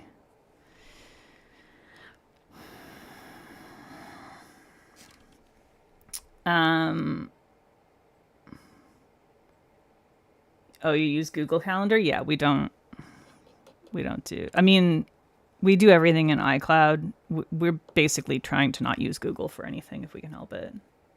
What color would y'all suggest to color a sewing machine stamped and will color with Copic? I mean, the average sewing machine is like off-white, but I like the fun colored ones. There's a lot of like pastel colored ones. You'll see like pastel blue or pink or seafoam, things like that.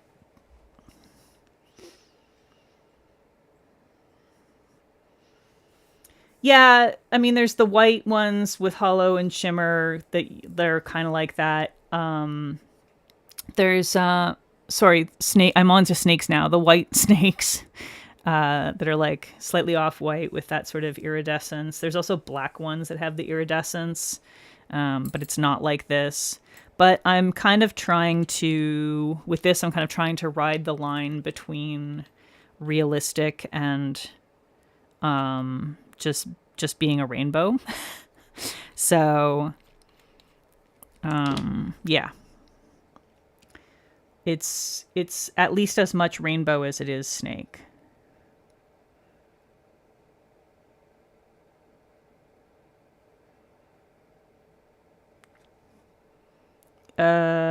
This color I got in PR. This is a BCB. When the Boat's Rockin'. This was a smut of the month.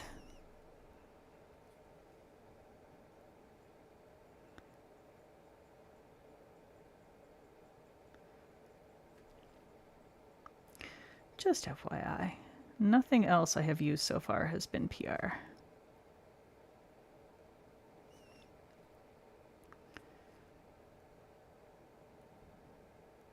Oh, wait.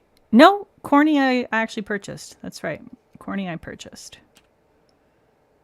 For a second, I was worried I'd lied to you, but I didn't. I just confused myself slightly. Whoop. Oh, careful. Careful with that green. We don't want to go over the yellow. I mean, if we need to, we can go back over stuff and correct it, but I'd really rather not. If I can help it. It's better if we can just get it correct the first time. Ooh, she's drying out a little bit. Seafoam or minty-ish is cute. Pastel blue is cute. Right now it looks like thermal imaging snake. I'm not mad at that. I'm here for a thermal imaging snake. Thermal imaging is fun.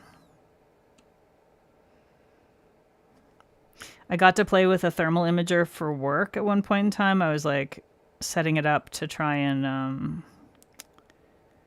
see if we could detect thermal changes due to bacterial activity in plants, which was fun. It wasn't quite accurate enough to work super well, but as a quick scanning method, it at least gave us candidates to look closer at. So kind of fun.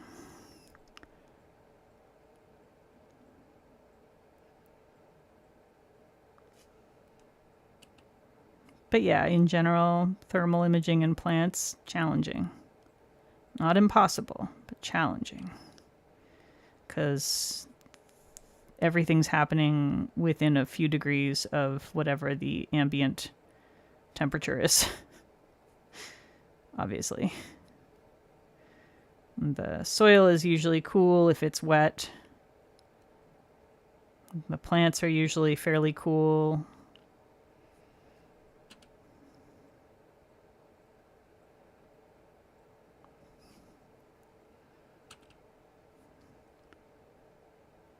So you need a real sensitive thermal imager.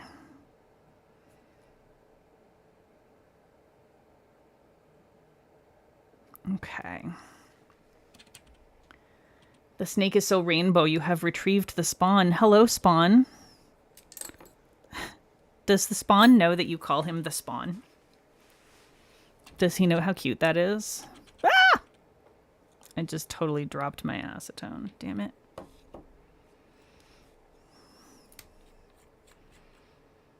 And if he's listening, hi, Kevin.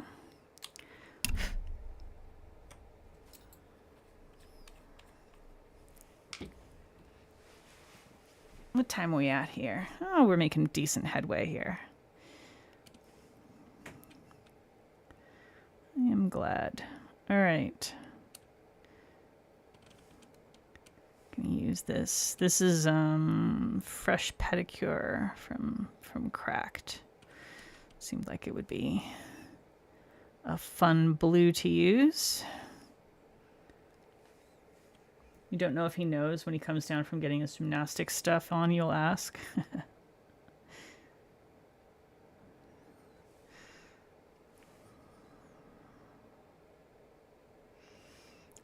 If he objects, tell him he's lucky that you don't call him your human larva.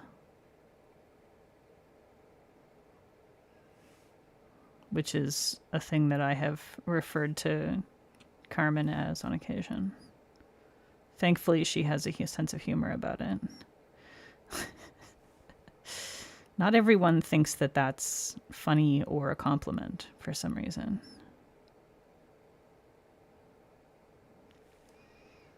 I'm doing a bad job with this line for some reason. Like, worse than the other lines. Am I getting tired? Maybe.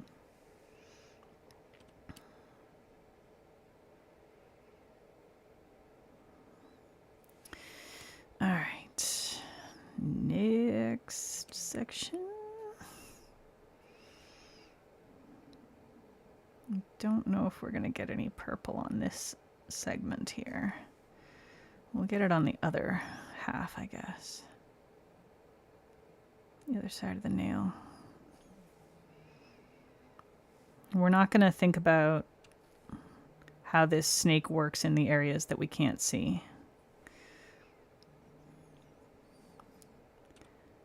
I hear a tiny cat snore happening over in the corner. She's extremely comfortable, apparently. What a good girl. Okay, and then the purple. Definitely more to the violet end of things rather than the indigo end of things, so we're absolutely not doing a proper Roy G. Biv. I don't think that was mixed quite right. That seems slightly runnier than usual.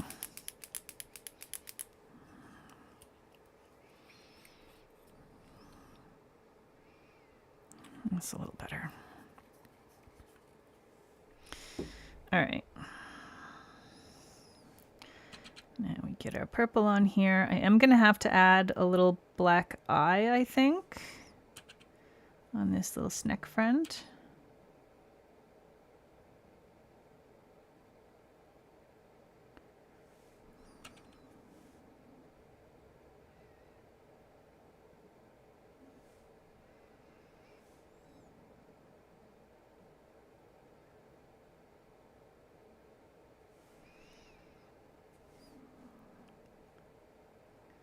Did I pull a black? I think I pulled black. Yeah, I pulled black. I used black earlier.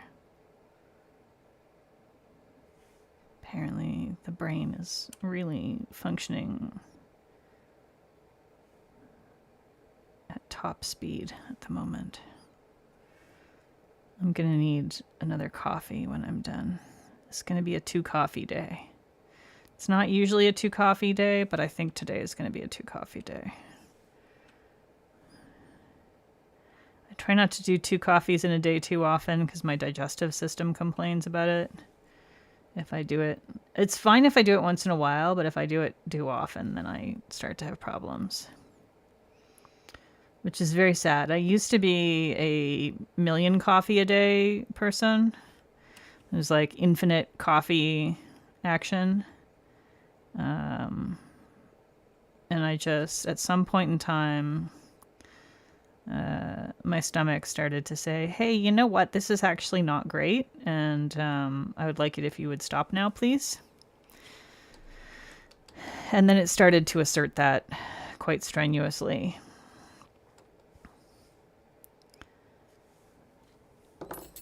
And now I have a hiatal hernia. I can make it an Irish coffee because of the Patrick. That's true. I could make it an Irish coffee if I wanted to. I don't have Irish whiskey. I have Scotch though. Is it rude? Is it rude to put Scotch in your coffee and call it an Irish coffee?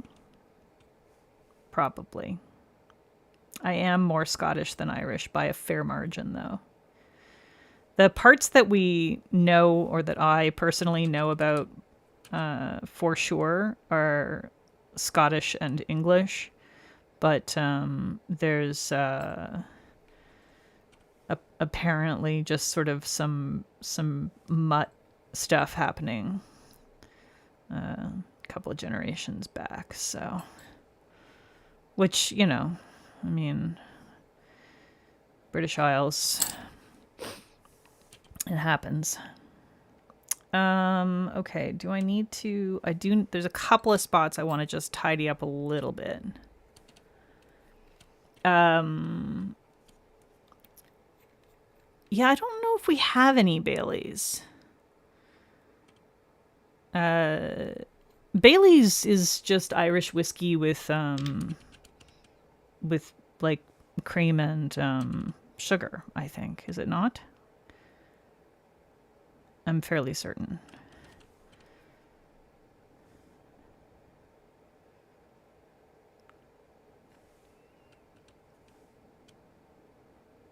I could be wrong about that though, so, you know. Don't like bet everything on a game show based on what I've said.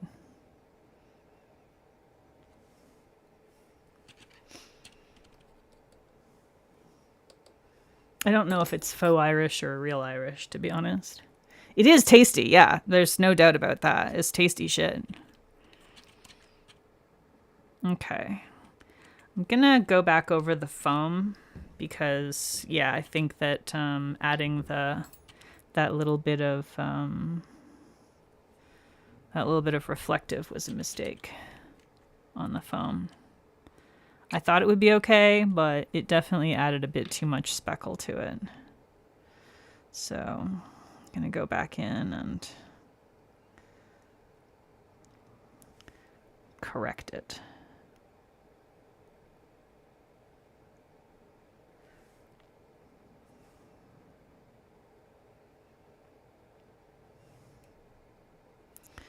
All right. So I'll just dab this over it and then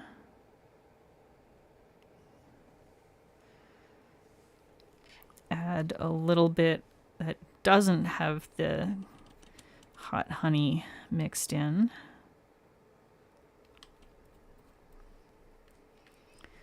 To have a little bit of a highlight. Don't know how much you'll actually really see it, but, you know, the important thing is that it makes me happy.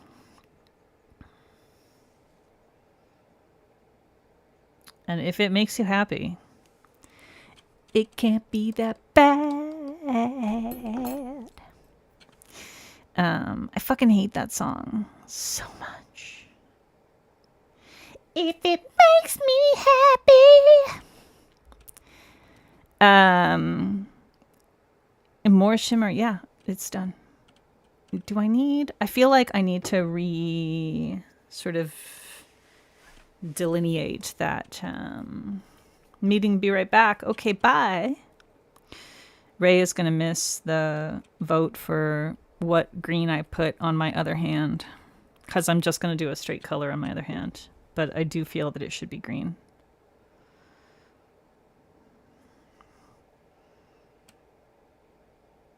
I'm just going to do a little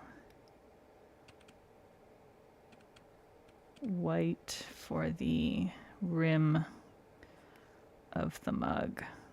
Highlight. There we go. And then over here, I think I want to do a little tiny highlight on here. A little tiny highlight over here. A little tiny highlight down here. Just try and add in a little tiny bit of detailing to help sell this. You know what I mean?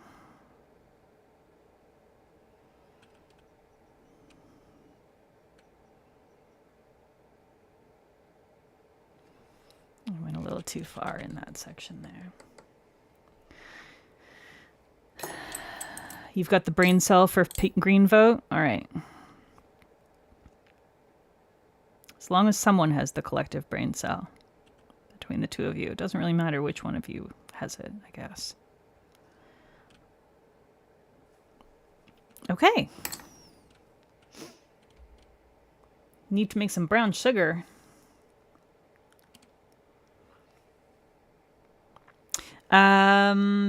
This little friend requires an eye.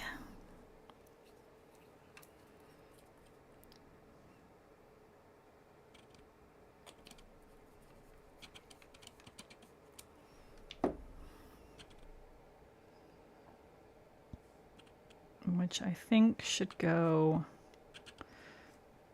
right about here. And maybe a little tongue.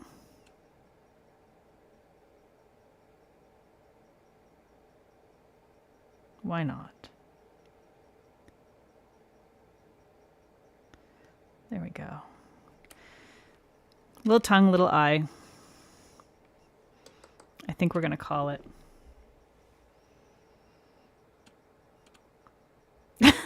Sorry, Heather.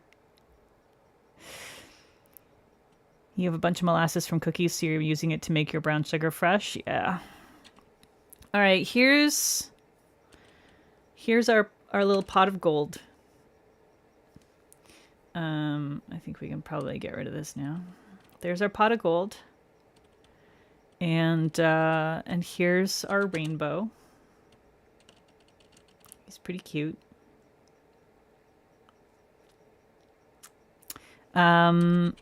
It's gonna need to be seal glazed and then top coated. I want to wait a little while on this thumb because it's pretty piled up. There's a fair bit of thickness in the foam there.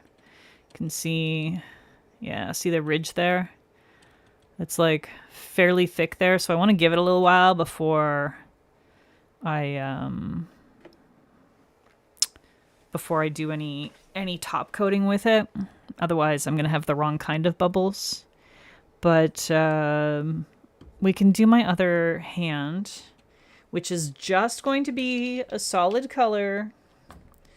And once again, I'm going to give you the same 4 to choose from. There's the green with blue magnetic. There's the actually teal, but on the greenish side of teal. There's the Dreamland Shake Your Shamrock and the same base that I've used for the Manny. So once again, I'm going to start a poll. This is just going to be just a straight manicure on my other hand. So I will start a poll for these 4. So are we going with Cirque? I should do them in the same order I had them in before, huh? BKL, Rogway, and Dreamland. Anybody else, when they're actually spelling or typing out something, like to use the incorrect pronunciation that helps them spell? Like Rogway?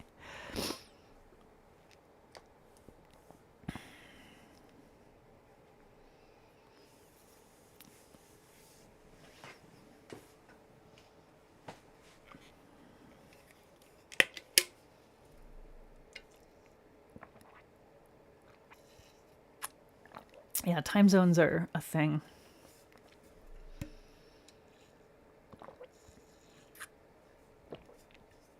And Ponks is in a faraway one.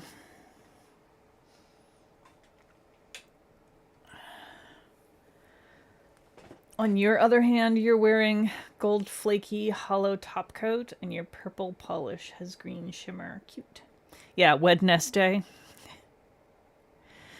That's a thing. Goo Aaron T. Yeah, I don't do that one because I have I don't know what it's from, but there's a voice in my head from like a commercial or something from a million years ago that I hear it the way that they said it. And it's a little bit like Foghorn Leghorn adjacent, but I don't know why, and I don't know what the commercial is, and I cannot recreate it, but it's very pervasive. Sword is, though. Technically, you should be pronouncing the W in sword. Just not quite like that. Kniffy. I do Kniffy. Buzziness. Yeah. So a fun one for me is that I also will mix it with other languages sometimes. So when I was a kid, my mom and I always used to call milk milch. And we would actually write it that way on like the grocery list and stuff. Milch, M-I-L-C-H. I don't know why. Salmon. Yep.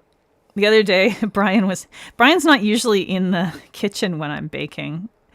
It happens sometimes, but he usually clears out so I can bake. But the other day when I was prepping the pastry for the pie, for Pie Day. And he got to hear some of my baking monologue, which is partly in very badly pronounced French. No, it's not milk and leche. It's just milch. You don't know what we're voting on? It's okay, because you said Sassy said she has the brain cell, so it's fine. Lemonade.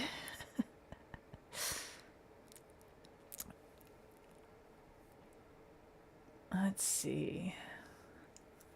Looks like Rogue is winning. No, Rogue and Dreamland are tied up, eh?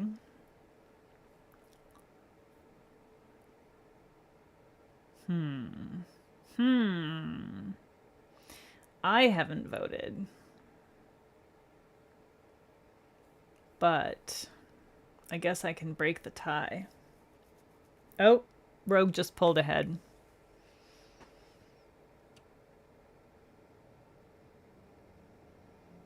Then I picked BKL. That would be fun. No. Okay, let's I'm going to call it. Let's go with the Rogue. That also helps me by getting another out of my untried polish stack.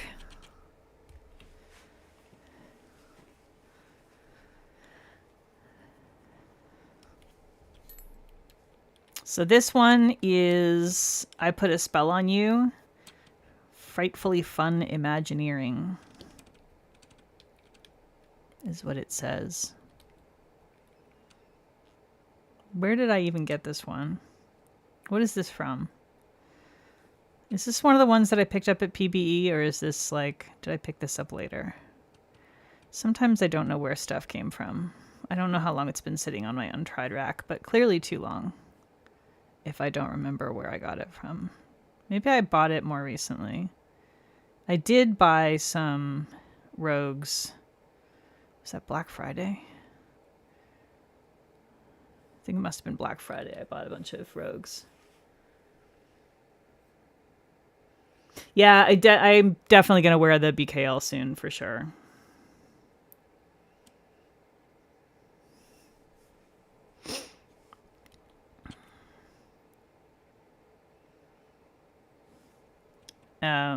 But I do think like I probably, so generally speaking, if I wear something on my right hand, I don't tend to take a photo of it, and often I won't take stuff out of the untried pile if I don't have a photo of it. So sometimes doing a mani on my right hand does not actually take stuff out of my untrieds. But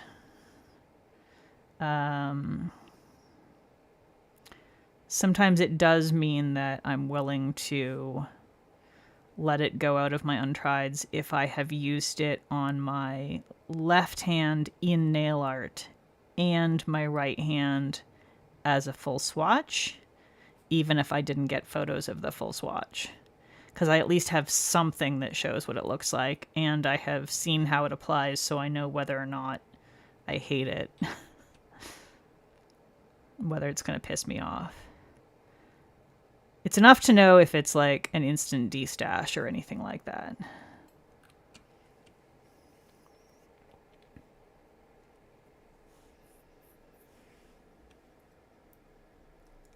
You picked up quite a few from them from Rogue, so hopefully you actually like them. I really like Rogue's flakies. I think they do a good job of flakies. As you can see, even on my right hand, when I'm painting with my non-dominant hand, they apply pretty nicely. I've never had any issues with Rogue. I think I do have almost exclusively flakies from them. Almost. I do have one multi-chrome from them for sure. Pretty sure everything else is flakies. The multi-chrome that I have from them was very nice as well, though. So, yeah. No complaints about Rogue so far. Good formula, really pretty polishes. We have a budgie alert. What's going on, Budge? You gotta wash your face? What a good girl. He says, Mom, I'm ready to leave soon. Or can we be done soon?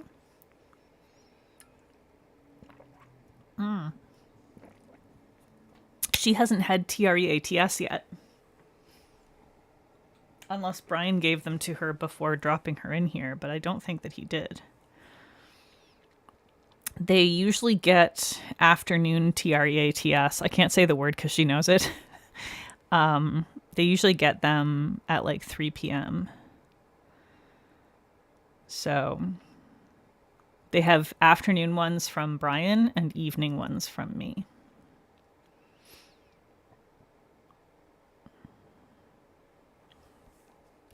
Because they're spoiled rotten. How are we doing here for...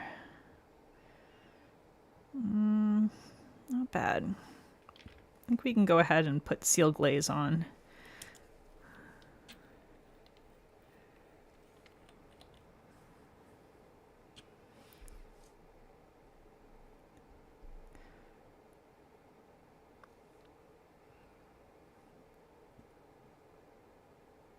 I'm very happy with how this came out. I don't often have a plan. It's very rare for me to have a plan.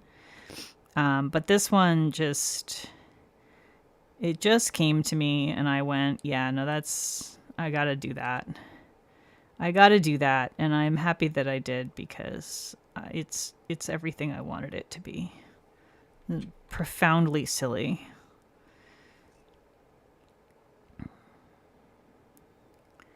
And that just makes me happy.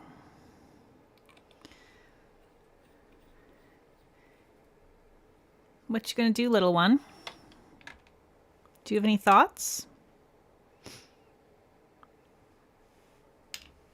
I have no thoughts.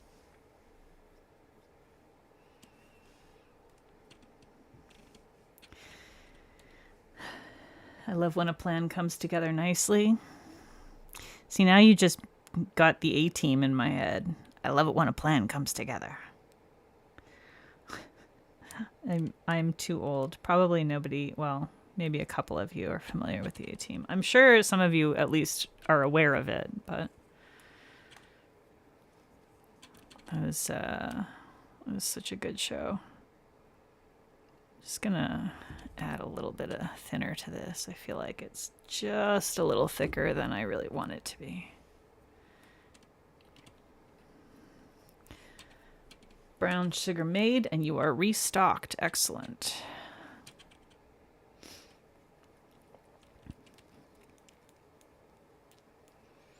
It is always nice, like, having the ability to just make your own brown sugar. I do usually buy brown sugar because I don't feel like doing the work of making it, but yeah, it just being able to is invaluable. Sometimes if you don't have, you just run out or it's all dry or whatever, it's nice to be able to. Team Old Fart checking in. Thank you, Heather. Thank you, fellow old. Where'd Budgie go? Oh, she's behind my chair. She's definitely getting restless. She's ready to be done in here. Don't worry, Budge. It'll be soon. Do you need to use the bathroom or something? I should pause and let her out. She might need to use the bathroom, so. What are you doing, Budge? Do you want to go out? Yeah, I know. I know you hate it when I pick you up. Hang on. I'm just gonna put you in the bedroom, okay? Yeah, you're a good girl. Jamie, don't. You get back in the bedroom. Did they get treats yet?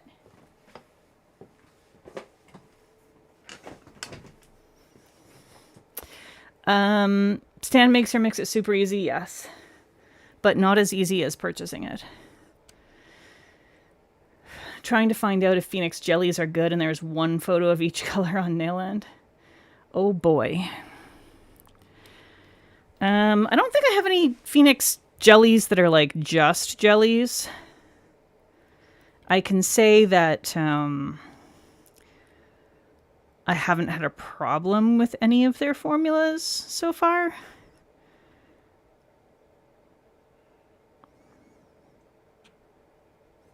I may have thinned this a tiny bit too much.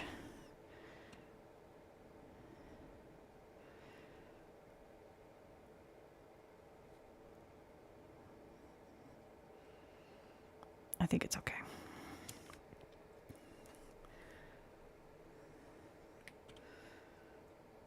Yeah, I've never been like mad at a Phoenix formula. I can say that much.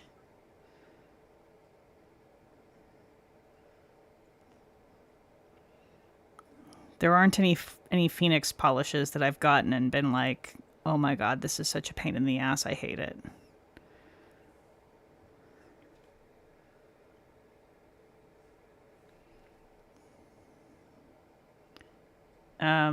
Well, yeah, okay, Kat. If you're not already at the store, then sure. But if you're already at the store and you're planning on doing a big mess of baking, adding yet another mixing task is more work than just buying the thing that's available at the store. Obviously, if you're all out, it is easier to just pull out the stand mixer than to just, go to the store just for that. It's just like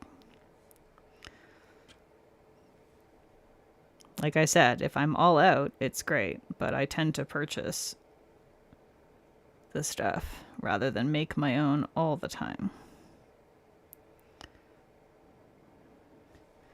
And I find it easier to just have it rather than having to make it all the time. You can use the brown sugar right away after making it. The light blue you wanted is out of stock. Boo.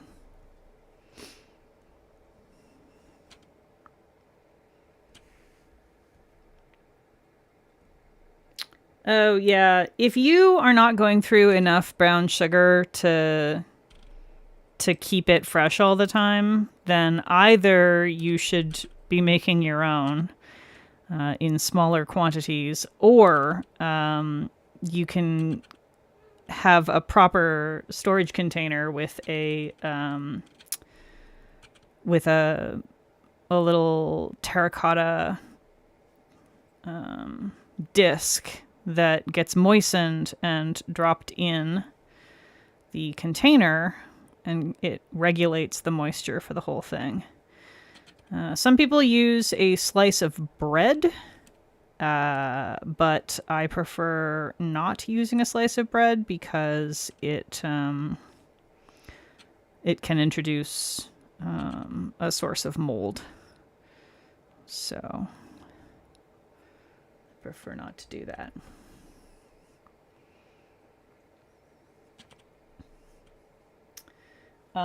Yes, there was a Timony, huh? I heard him. And yeah, if you have a good sealed storage container and you're making small quantities regularly, then you don't need anything like that. If you're buying those giant bags, you're going to run into a problem at some point in time. If you aren't sealing it well enough, or if you have a storage container that doesn't have, like, if it's got a lot of head space in it, if you're using a large storage container doing large quantities, you have a lot of air. Every time you take some of the brown sugar out, you have more air. And so as the level gets lower, the drying happens faster. And so if you have that kind of storage situation and you're doing large quantities, then you want to have something in there that regulates the moisture in the air, which is what those ceramic chips are for, the little plates. You've got the disc, you just refuse to give up your aesthetic containers that allow too much air in. You actually have a terracotta maple leaf. You're not Canadian, but you cosplay one convincingly enough.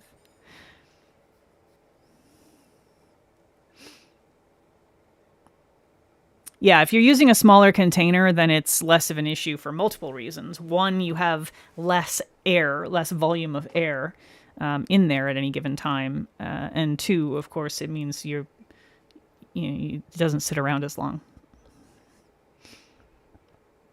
If you go through a ton, it's a non-issue. Okay, now we just need our top coat on here.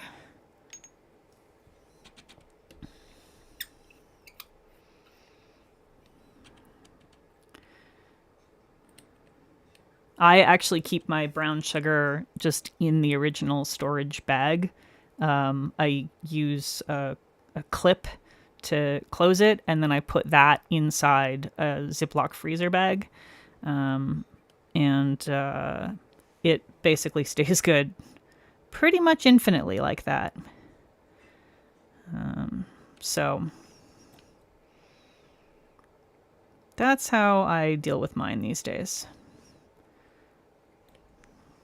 I used to have the ceramic thing, But like so many things, it disappeared along the way.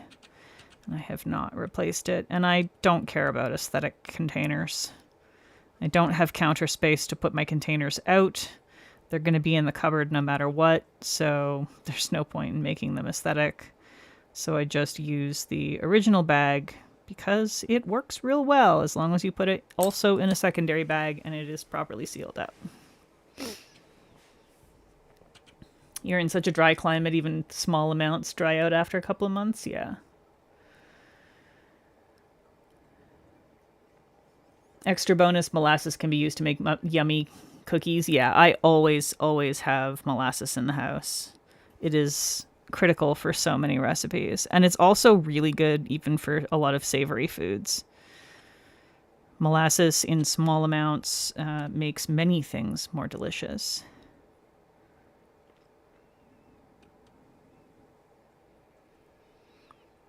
I do live in a wet place. Well, it's wet half of the time. The other half of the time, it's very dry. When it's wet, it's very, very wet. And when it's dry, it destroys my skin.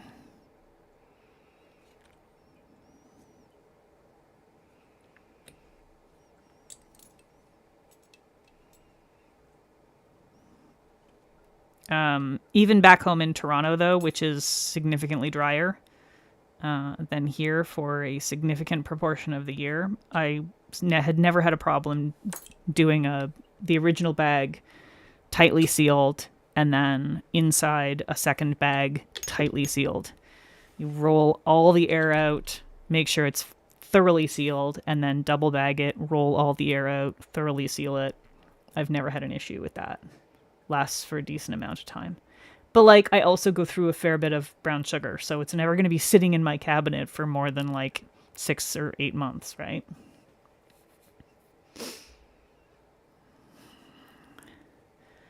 Okay. I think we're done, y'all. Oh, I need to top coat my other hand. I forgot. I forgot.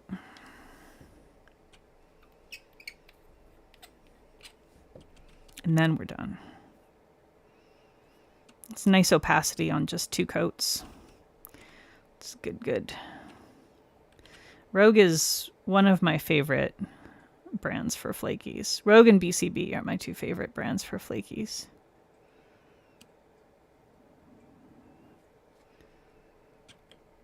I know Kat's going to say something about cuticula. And I don't have a problem with cuticula. I just don't have as many of them. I don't have a strong opinion on them. They less frequently have ones that appeal to me aesthetically. So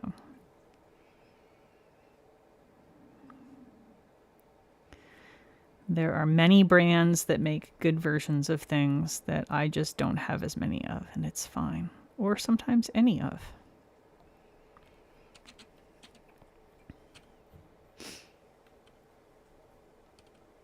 Potatoes and molasses? What about potatoes and molasses? The polish or the food is the question. Yes, potatoes and molasses is very Irish.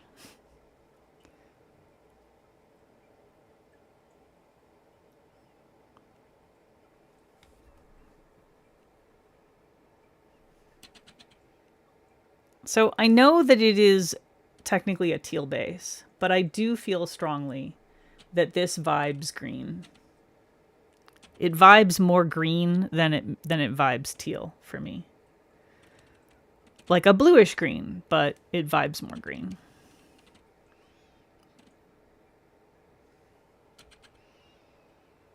You like a thinner polish, so you prefer the cuticula because it's more runny. Yeah. I mean, they're both good formulas for the ones that I've had. I don't tend to prefer a thinner formula, but the food/song, okay. When I hear potatoes and molasses, I immediately think of the nail polish.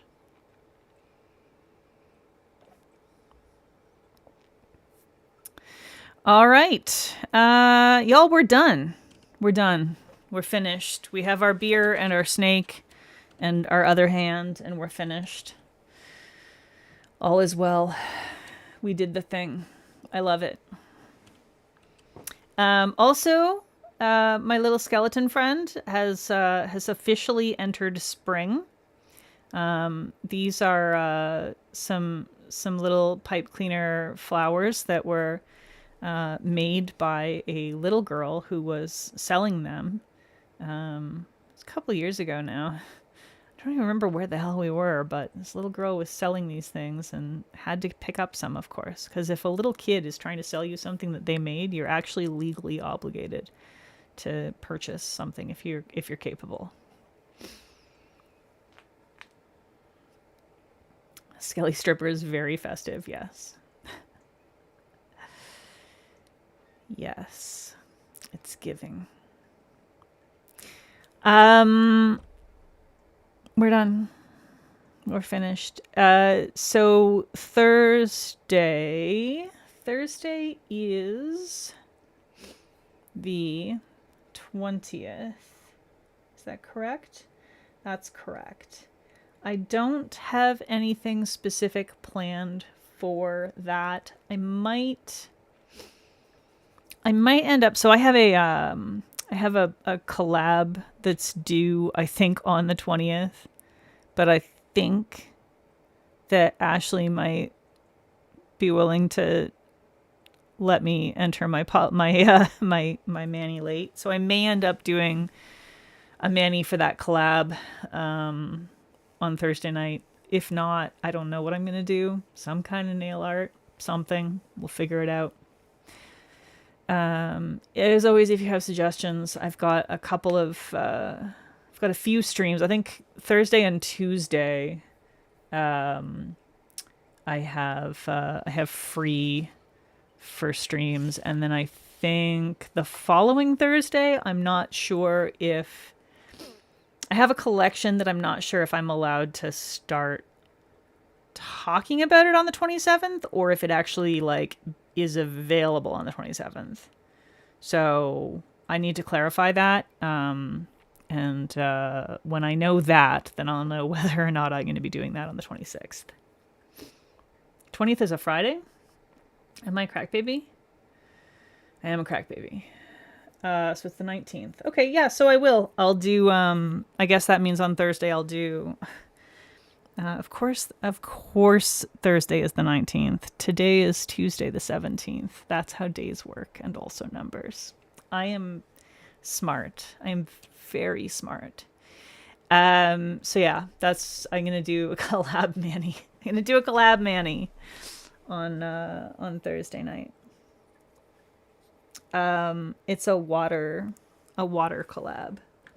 So expect blue. But other than that, I don't know. Probably make it political because, you know, that's how I am. Okay, so happy St. Patrick's Day if you actually celebrate that, and happy Tuesday otherwise. That's it. Don't forget to do the things, press the buttons, and tell your friends about the hippopotamus, and have a good one.